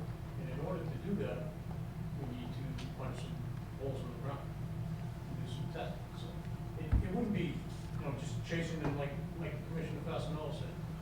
We're not gonna run back down to Trap Hole Brook or explore the Minebrook area any further. Because those studies have been exhausted for years and years and years. Since the 50s, 60s, 70s, 80s, all the way into the 90s. Those areas were studied. So we know where the water is. It's just a matter of how do we get it. That's typically done with satellite well or Minebrook well. Now, you know the MWRA connection is there, and I think that's what a lot of people are driving at. They're trying to drive everybody towards the MWRA. And I would agree to some extent that you should have, an insurance policy from the MWRA. I don't believe that we should take water on a regular basis from the MWRA. I don't think that's a good move. Well, yeah, I know, but this is all too much new information, I think, for the commission all at once to try to absorb. For 35 years. No, I know, but He knows everything. As the Garrity and Miller studies from the 1950s, the Metcalf and Eddy IEP, who brought the aquifer protection in, all those studies, they all go to a common ground. They tell you, you're a groundwater supply. If you want to remain a groundwater supply, sole source aquifer, you want to maintain your ability to pump that much water, you need to constantly maintain your wells, which we do to the tune of $200,000 a year. Every year out of your O&M budget, you spend roughly $250,000 maintaining those wells. The fact of the matter is that maintenance program is no longer effective to keep that capacity up. So what do? So we look in the general area of those wells. We know that there's water in the general area of these wells. So we want to punch some holes to see what we can get. And also investigate the MWRA connection. Beyond that, we're not gonna go searching, like I said, back down in Trap Hole Brook. We're not going back up to Area 7 in Minebrook. We know where the water sources are. There's no study that we can do, any additional study that we can do that's gonna put us onto a new source of water. We have two sources, Minebrook and School Meadowbrook, and we know the areas that they have to be explored. If we didn't, we wouldn't have wells in our house. well, I yeah, understand the 875 is a big number, Yeah. And that is a guesstimate if they have to start putting in test wells. Now, if they come across, they put a test well in, they come across a good source, Washington 6, say, they punch a hole 50 feet away from the well and they get 1,000 gallons a minute. Do you wanna go ahead and explore and put a permanent well in? I would think you would, right? So that this 875, I would imagine, would cover that. That ties into what the Department wanted to, where they put a hole in the ground that's much more water than anticipated. Two wells 60 feet away from one another. Total different characteristics. You wouldn't think so, but they're two totally different wells. One's fairly high producing, the other one is mine were 5. That well should be cut and capped, useless. But back in the day, it was a great well. Well, why wouldn't you think there might be water 60 feet away from that? There would be, but we need this funding to see that. So I Chairman, know, I get the sense that that we're trying to be driven towards the MWRA, and I get that, okay? By some members of the board, we try to get driven towards the MWRA, and like I said, I get it, but you want, if you wanna lose, you know, why would you wanna lose viable sources that you have right now, that you have total control over? I have, Mr. Chairman, I have a comment, like, Well, we get so much, complex situation where we have to find out at this well, that well. But priority wise, I think we should start with MWRA. First get the connectivity to it and then start exploring our other options to find the different wells. This money is like huge money, and it's like just trying to do the same thing every 10 years or 20 years. Pradeep, this is a policy decision. It probably doesn't belong, and that was my point on this. This is something that we need to make some policy on. And that what you said is absolutely correct. But we have to look at what's the best return for the dollar also. So this is something the board needs to think Right. about and decide. It's really not a, something that we should be talking about, willy-nilly that we're gonna go. So, do you wanna just lessen the scope to the MWRA? Say that again? Lessen the scope to the MWRA? Right. No, I don't wanna I want to leave all options open. Because what you're saying is not wrong. It's just a policy decision the board is gonna have to make.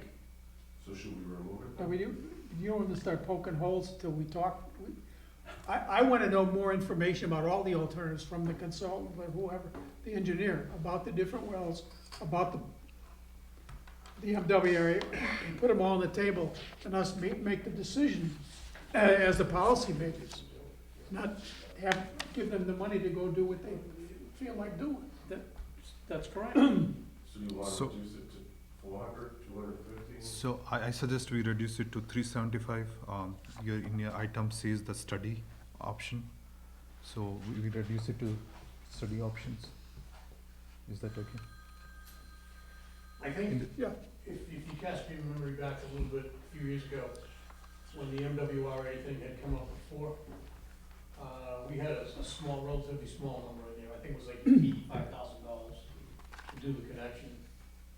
Once we spoke with the Norwood's consultant, who we have to bring on board because of the connection issue, the metering issue, as to how we're gonna go about doing this. That 85 fell pretty short, so I think 250 or even 300 would be a good number to get us going with that. He said 375. Because in your proposal, 375 is for the study and then 500 is for construction. Right. So we just start with the study and then come up with all the options. I think we can get a lot done with the 375. I don't think we certainly couldn't install, I wouldn't think, another satellite well, but we can certainly investigate the connection with Noel. And Jim, if you wanted to keep the scale of the capital the same, we could just move one or two of the items from year 2 and 3 up, either the metering improvements or the tank or Minebrook well improvements, or lagoon. You can move up the lagoon. Yeah, the lagoon is design and permit, right? The Minebrook improvements. And then Yes, it's Willis Lagoon. So you could keep the pie at 875, it's just that the 375 will be for the, as Pradeep says, for the investigation of water source, supplemental water sources. So I just wanna make sure Rick and I are on the same page. Yeah, go We ahead. were talking about on year 3 of the capital, the Minebrook well improvements of 350, so, that would address the stuff you brought forward. So if you'd like, that's what I'll put on there, and then Okay. change that down to 375. So is the board comfortable with that? 375 for supplemental water source investigation. And then 350 for Minebrook well improvements. You're just moving that up? Just to stay, I mean, my interest in MWRA is in insurance policies, so what you said. I agree wholeheartedly, it's. I mean, as long as if we're- something goes catastrophically wrong Yep. with one of our large wells, we're in trouble. That and this threat of PFAS, which is an unknown. MWRA has PFAS too, I know, but okay? they're the big brother. If they solve it, it's like, everybody having your own army, because you're a town, we can't depend on the US, we all have to have our own army. There's some things you gotta share with other towns, and that's a big expense that you have to share with other people. The economics don't, every town can't fight it themselves, it becomes a COVID type of thing. PFAS, Yeah, well, we signed on for litigation through a large firm. It's a joint venture, as you said, so we're not alone in it. no, I'm with you.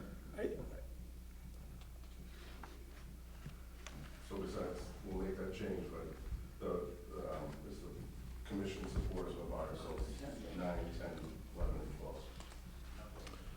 Is that correct? All in favor? We are doing for Okay, water, let's take a motion. we're doing Well, for water. we're gonna discuss with them ARPA funding, so if we lobby for additional ARPA funding, does that have any impact No, on all it is because the warrant closes tomorrow, I already have these written. Okay. The sewer and water commissioners are the sponsor of all 4 of these articles. Yeah. So, it will be, so, you make a motion to. Yeah, I will. I'll make that motion. Chairman, I have a comment. For water, it looks okay.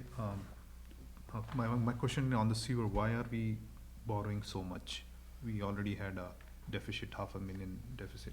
So, as I mentioned on page 2, we have 676,000 coming off in borrowing this year. That was borrowed back in '04 for, which water tank was that? It was the village treatment plant in the south. Sewer. Tanks dropped off. Sewer, Oh, sewer, sorry, sewer. I thought you meant water. Sewer had a deficit last year in the budget, like $500,000, 450,000 or something, 471,000 loss. And then what I'm seeing is that we are going to take a lot of capital items in the sewer again. So I have Just, yeah, concern walk us with that, through yeah. what you're borrowing for Yeah, sewer. yeah. So you can go through the list, the sewer borrowing list. I think it's nothing. So the borrowing is only for water items? Yep. That's what's- Water is fine, Yeah. water is fine. You're talking those big 2 sewer items? the That's 3.1 correct, yeah, million. yeah. So you could borrow for that. Yeah, he's not proposing we borrow for. But Okay. if the commissioners would like to sponsor a borrowing article for those 2 items, you can. We haven't done a scenario because they were just, when I looked at them, I'm looking at almost $10 million for those 2. And it just, I know the commissioners want to keep the rates lower, but when we go out to borrow, we're gonna have to increase the rate to cover the borrowing. And I haven't run that scenario, I can certainly. Yeah, so that's the question, like industrial road sewer extension, I think at different pace it's coming to $3 to $7 million. And we are again adding a North Walpole sewer expansion for $6.3 million, so total $10.2 million, isn't it? Yeah, but he's not proposing that we're borrowing that Okay. at all. Right, unless the commission decides that you wanna take that direction. Town administrator has not recommended those improvements. So if the commission, independent of Jim's decision, wants to move forward, and you make a vote, and Jim will put it in. I mean, as far as industrial road, I'd like to see where this hitching post Clarkson thing goes. I wanna see what happens with the prison, you know, coming down, they develop that, you know. That's the thing too, if we had some clarity in the next year or so about the prison property, that tenant may be willing to pay the cost of bringing the sewer down 1A, Yeah. and save us some of that. It's gonna be the new DPW. Of course, with executive suites for the administration. I'll block that. 9-hole golf course. That was funny. Okay, So make a motion to approve article, you want a separate motion for each article? You can just sponsor the articles 9, 10, 11, and 12, actually. Make a motion to sponsor the 4 articles, Article 9, 10, 11, and 12, consisting of water capital, sewer capital, water borrowing, and sewer grant as drafted. second. Any discussion? Patrick? No? Pradeep? Nope. Okay. Jeffrey? Nope. You okay? Okay, all in favor? Aye. Aye. Aye. Opposed? Abstained? 400. Thank you. Okay. Now, we get our presentation. Can I just make a general comment on ARPA? And I think, I don't wanna speak for the board, but, I mean, speaking on behalf of the way I think, you know, eligible uses for ARPA, right? Expenses to respond to public health emergency or negative economic impact, premium pay to employees providing essential work in an emergency, revenue replacement and compliance, and water, sewer, and broadband projects. You know, I think after, if we get the funding that's been proposed, we're less than 25% of the ARPA funds. So, you know, I think as a board and water sewer, and that's what we provide, I think we just wanna see a bigger slice of the pie. So, Yeah, I agree. anyone else? Yeah, I mean, the ratio, and I'm not repeating this tomorrow night, but we contribute a third of the revenue on the municipal side, and we're asking for 25% of the, Or I think 24. we're getting allocated about 25%. 23%, whatever it is. So I don't think, it's not unreasonable. I mean, It's less than the, 33% sold. No, we don't even wanna go that big. No. Just that we get that one more item, you know, we asked for the 2. And I know you'll get a good job of whittling some of these down, whittling them down a little bit. We gotta start high, I guess. We did. We all set for the Yep. next appointment? Yes, we are. Mr. Chairman? Very members of the board. patient Doug Gardner. Yep. Some time ago, as you guys have recalled, at the request of the commission, we had, it was the commission's desire to perform an audit and a study of the indirect costs that are charged by the town to sewer and water commission, or sewer and water departments. We went ahead, at your request, and hired Doug Gardner, a Pioneer consultant. Doug has his report, I believe you have it in front of you as well, and Doug's here to present it for you. Doug Gardner? Thanks. I'm gonna come to the podium.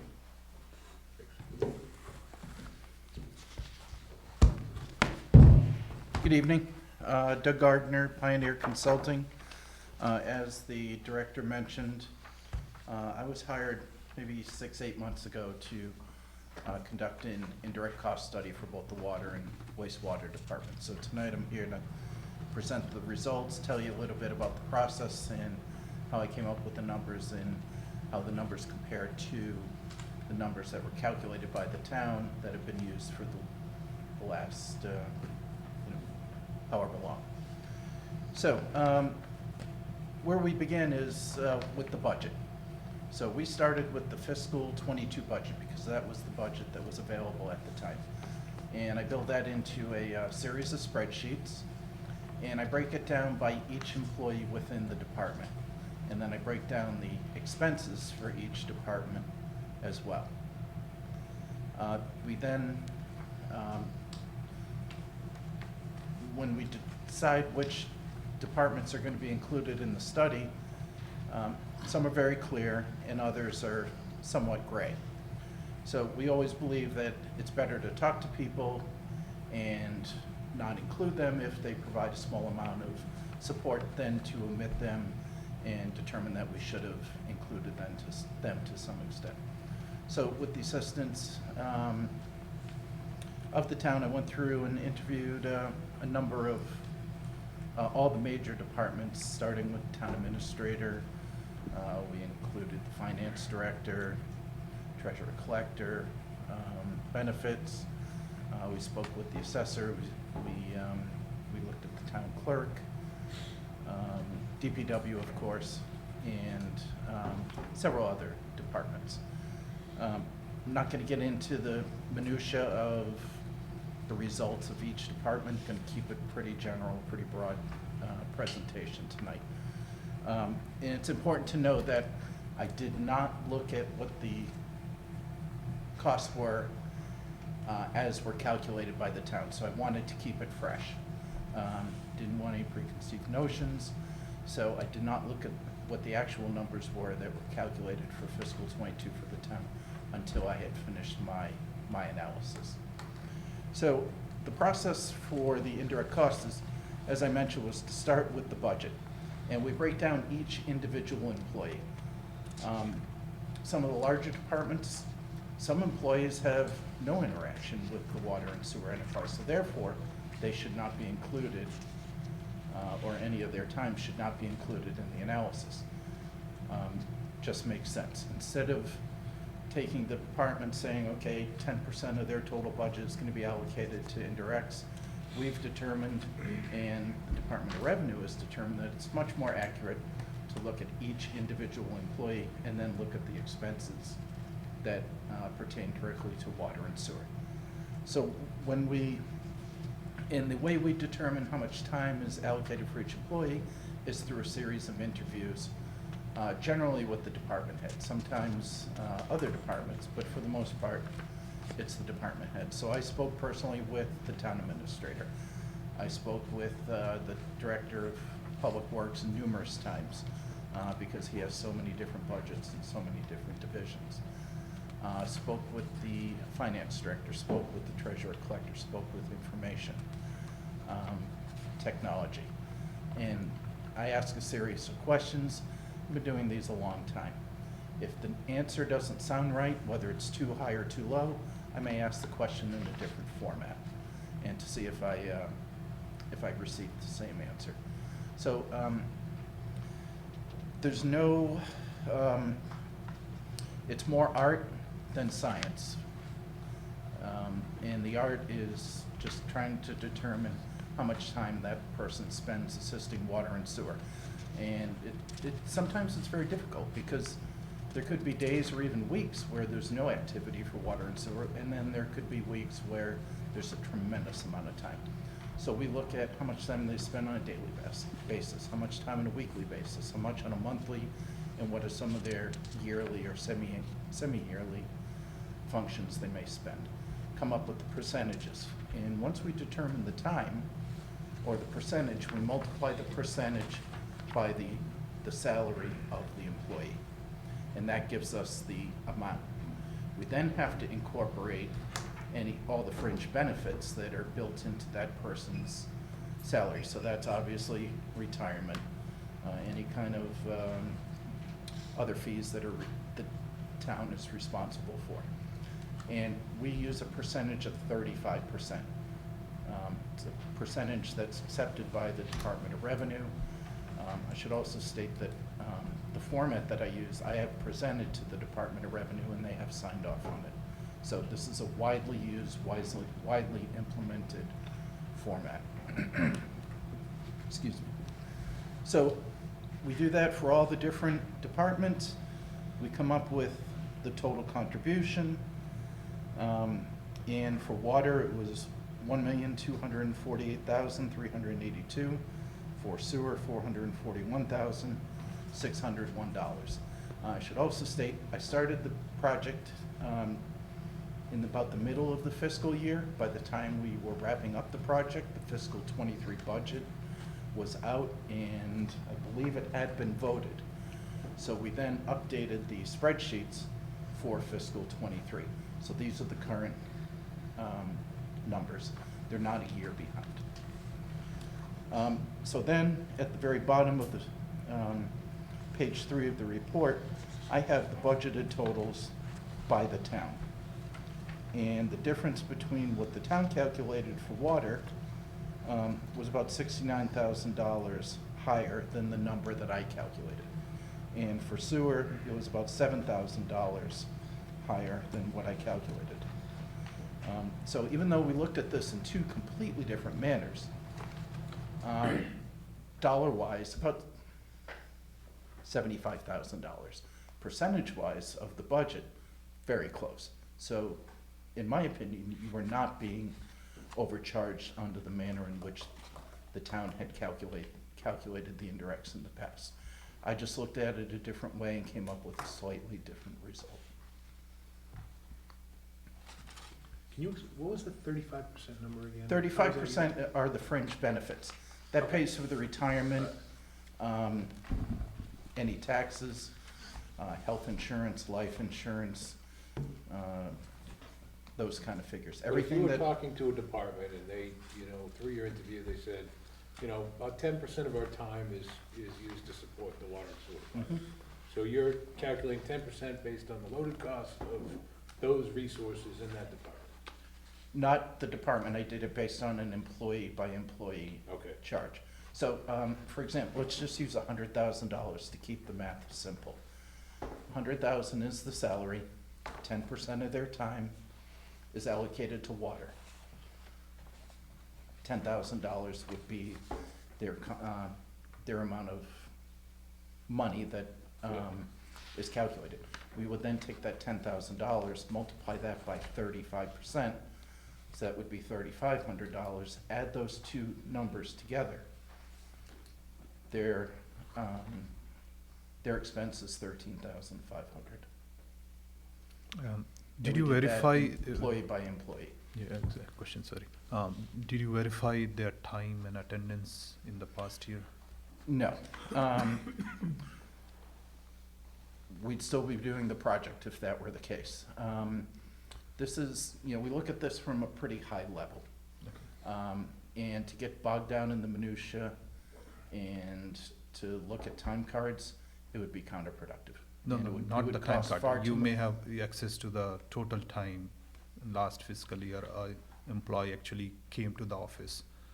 The question I'm going is that 2 years back, like for 2 years, the COVID, and during the COVID time, not everyone was coming to the office.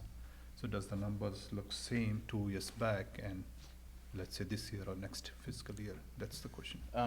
No, we just discussed the amount of time, and I determined, one of the questions I asked is, do you work a 35-hour week, do you work a 40-hour week? Now, Jim and Rick work far more than 40 hours a week, but we made the calculations based on 40 hours. Other employees that worked less, it was based on a smaller amount to get the most accurate numbers we could. You excluded police, fire, rec, but building inspectional services, you excluded? Police, generally that's paid detail. I That's think a- it's the building inspectional that I have the question about. Yeah, the building inspection department, we have very little, if any, interaction Okay. at all. It's all done from viewpoint now. Yeah, okay. Yeah, I would have, That- But I just there's zero support there, a little bit? well, All right, Very minimal. well, Okay.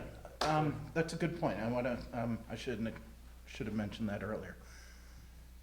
If the department spends, say, just a few hours a year supporting the enterprise funds, that's not an amount of money that we would wanna pick up. Okay. We're all working for the same person, that's the taxpayer. And we don't want to appear petty. We wanna adhere to the law and adhere to the proper charges, but to nickel and dime, the optics are bad. So, for example, the town clerk, they assist with the election of the commissioners, but it's such a minimal amount of time, we're not gonna pick it up. The assessor's office, I spoke with Dennis, the assessor. He said, yeah, he helps out a little bit here, but not a tangible amount that we could really assign and make a calculation from.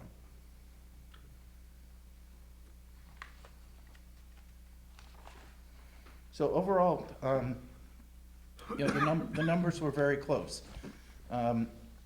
As part of my study, I give the spreadsheets to the town, so they will be able to calculate the indirects each year moving forward.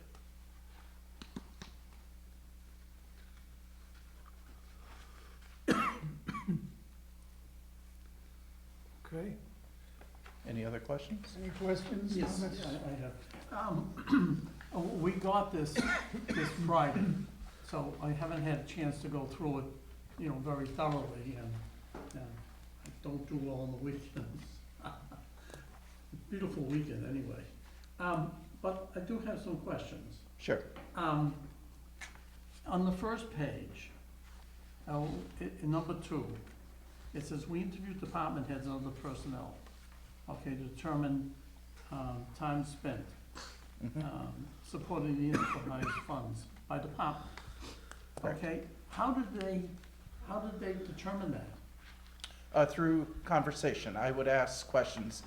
Some departments are, believe it or not, it's fairly straightforward to determine the amount of time spent. For example, how many water bills do you send out? How many sewer bills do you send out? How many do you collect? How does that, the number of bills collected for water and sewer pertain to the total bills collected for the You're town? talking about finance now, though. That would be finance, treasurer, collector. And they can show you data, can't they? They could. We work on the honor system. Well, that's not the best thing in the world, because we probably should verify. We verify through conversation, and Yeah, I know how many water bills there are. They tell me approximately okay. how many sewer bills there are. I also then give the calculations to, we had a de facto team. So So I can see. they were that reviewed by You others. could generate hard data from that situation. Pardon me? You could generate hard data, You could, yes, but you didn't. but I did. Did I ask for backup? No. No, it was through discussions, and as I mentioned earlier, I've been doing these indirect costs for 25 years now. Okay, I can sniff out when it doesn't sound right. all right. And then I will ask, if I have a question about the answer or a question about the calculation, as I mentioned, I'll ask the question in a different format and see if the answer is the same or if the answer is different. Besides snipping out stuff, you recommended that these indirect costs be identified and allocated, okay, using a clearly established formula. Mhm. Who would generate that formula? I did. Did you generate one? Well, I generated that through the spreadsheet and through the through the interviews and calculations. You recommend that these, you're not suggesting that the departments have a clearly established formula, is that right? It's that you have one. I'm not sure I know what you mean by formula. Okay, you wrote this, is that correct? Yes, I did. Okay, it says, what are indirect costs? Okay, if you look down on 1, 2, 3, 4, it says we recommend. We would be me. Right, that, and you read, if you read along here, right, using clearly established formulas. And clearly established formula Okay, is you that recommend somebody to have clearly established formulas, isn't that correct? Yep, and so in this case, the clearly established formula is the interview process based on the employee's salary. And then that percentage is multiplied by the salary, multiplied by the 35% to come up with the total data to support for that person, for that employee. And that's the formula. Yes. Okay, all right. And it's, all right, it's just that it's worded rather strangely. You can here. change it to policy, All right. but the formula is employee salary by the percentage of time. You come up with the cost, multiply it by the fringe benefit percentage, in this case 35%, add the two together, that's the amount. Going on to the next paragraph, it says the Massachusetts Department of Revenue, Bureau of Accounts. Mhm. What's the chapter that you're referring to? The chapter in the Mass General Laws, Yes, well, it's part of enterprise. well, can you tell me what they are, please? 52F&a-half is enterprise. What is it? It's chapter 52. What F- section, you know? F&a-half is the adoption of the enterprise fund. Beyond that, I don't know the specifics. Okay, and that's, and it goes on to say that that recommends that every community Mhm. with an enterprise fund like we have, establish a written internal policy. Do we have a written internal policy? So am I to understand that I'm gonna going def- I'm forward, gonna- the I'm town will gonna- use his formula to calculate indirect costs? We do not. Why don't we? Would you like one? Yeah. I'd like one that we're involved with since we do policy. I think that we should have a written internal policy regarding indirect cost allocation. And I think the board should be involved in that with your help to develop one. Sure. And the policy is really meant to be simple. It's not meant to be a complex make-work policy. It's a policy that is easily understandable and easily to be implemented. So the policy would be that every year, based on the most recent budget, you will update the indirect cost percentages for each department and recalculate the indirect costs for the next fiscal year. All right. The policy can be that simple. On page 2, where it says expenses not included, Yes. and it goes on to say the police, fire, et cetera, Mhm. were determined to be non-contributory and didn't need to be included in the study, and should expenses be incurred, they would be charged against the enterprise fund for the exact dollar amount expended, right? Which sounds very reasonable, but I have to ask, why shouldn't all departments be treated that way? You mean such as treasurer collector? Again, this is not a project that should, that you should need a consultant to come in and update every year, or something that should require, tens of hours of legwork every year, or dozens of hours, or a week of work to update this. We don't want to be checking time cards and each week saying, well, Marge in Treasury spent 1 hour on water and sewer. Keep track of the 1 hour. It's more to be from it. I raise objection to that. If somebody is spending more than 25% of their time with another department, they should submit a time card to the department head. I worked previously with the state governments, and that was the policy. So- That's an Yeah. internal policy Yeah. decision. That's So not for I me to object to make. the issue where the time card is not seen, so I object to that point, but you go ahead, please. We take an oath of office to the taxpayers, well, in our case, the ratepayers, to protect their money. Mhm. So that's why I'm asking these things. But you never did answer the question. The question was, why shouldn't all the town departments be subject to what you have on the expenses not included? That they should charge for the funds that they expend.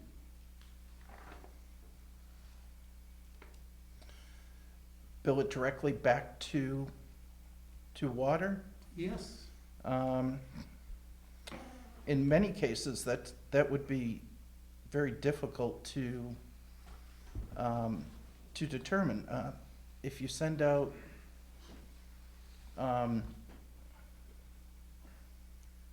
for example, as I was waiting, I heard the discussion about sending out letters to the abutters for that betterment project. Are you gonna send the water is DPW gonna send the water department a bill for 45 envelopes?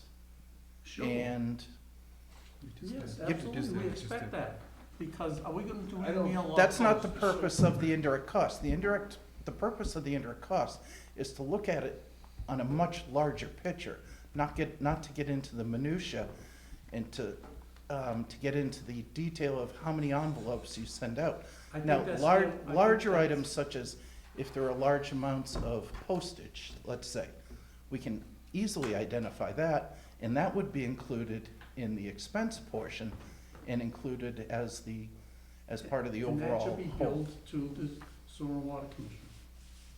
And that's already in the budget of Sewer Water Commission.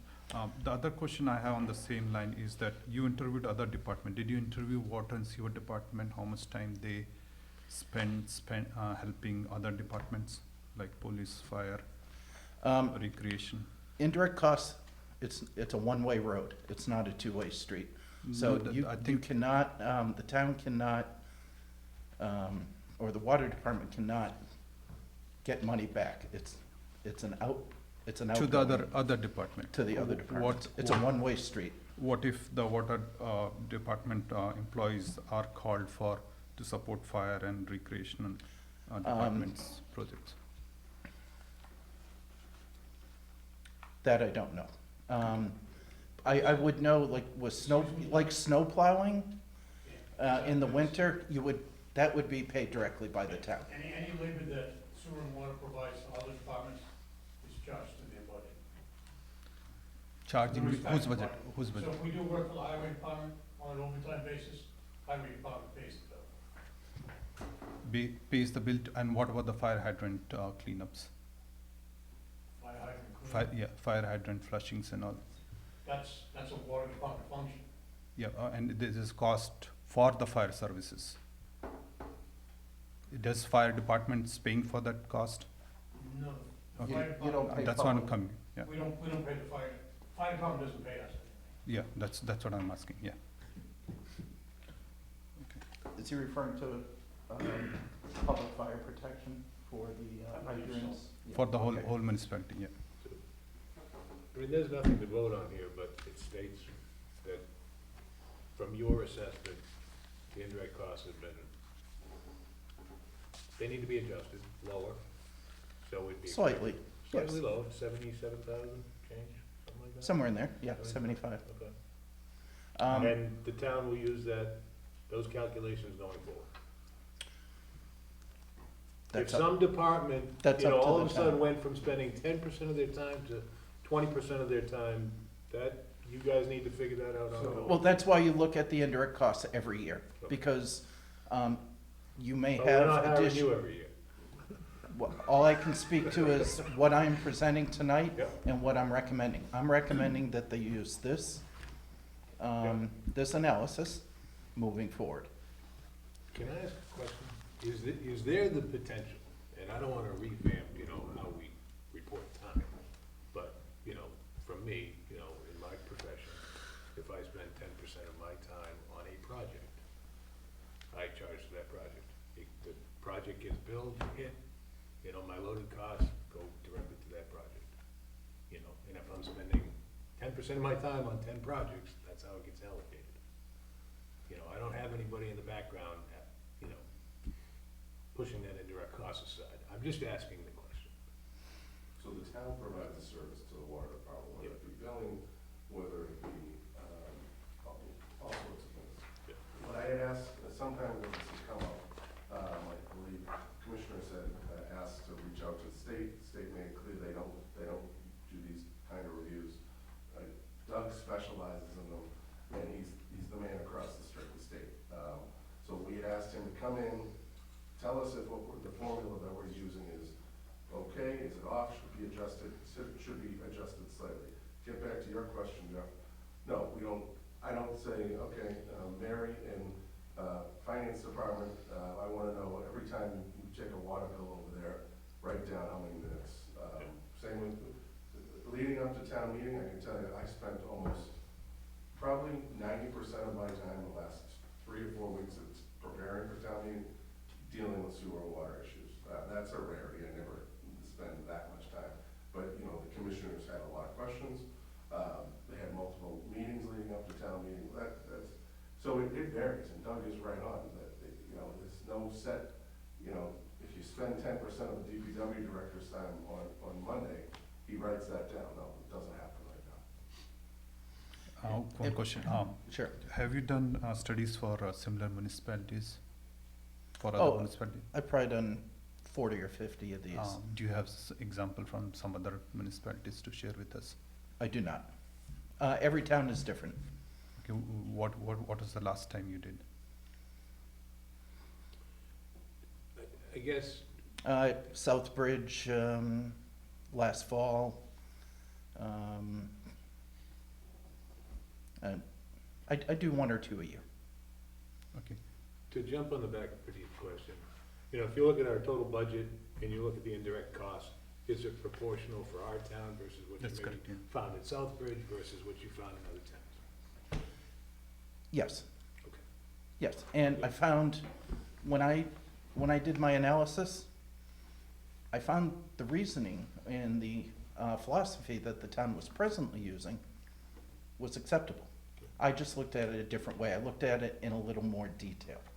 I found that everybody was honest, and my experience is people tend to underestimate how much time they spend supporting water and sewer, not overestimating. So, Mr. Chairman, I have one more question. Okay, on page 2, where it says recommend changes to future indirect costs. mhm. And what does that mean, that sentence? That means legal expenses should be budgeted as part of the water and sewer budget each year. It should not be an indirect cost. So there should be a line item for legal services. Say $25,000. I'm just making up a number here. And why? Because,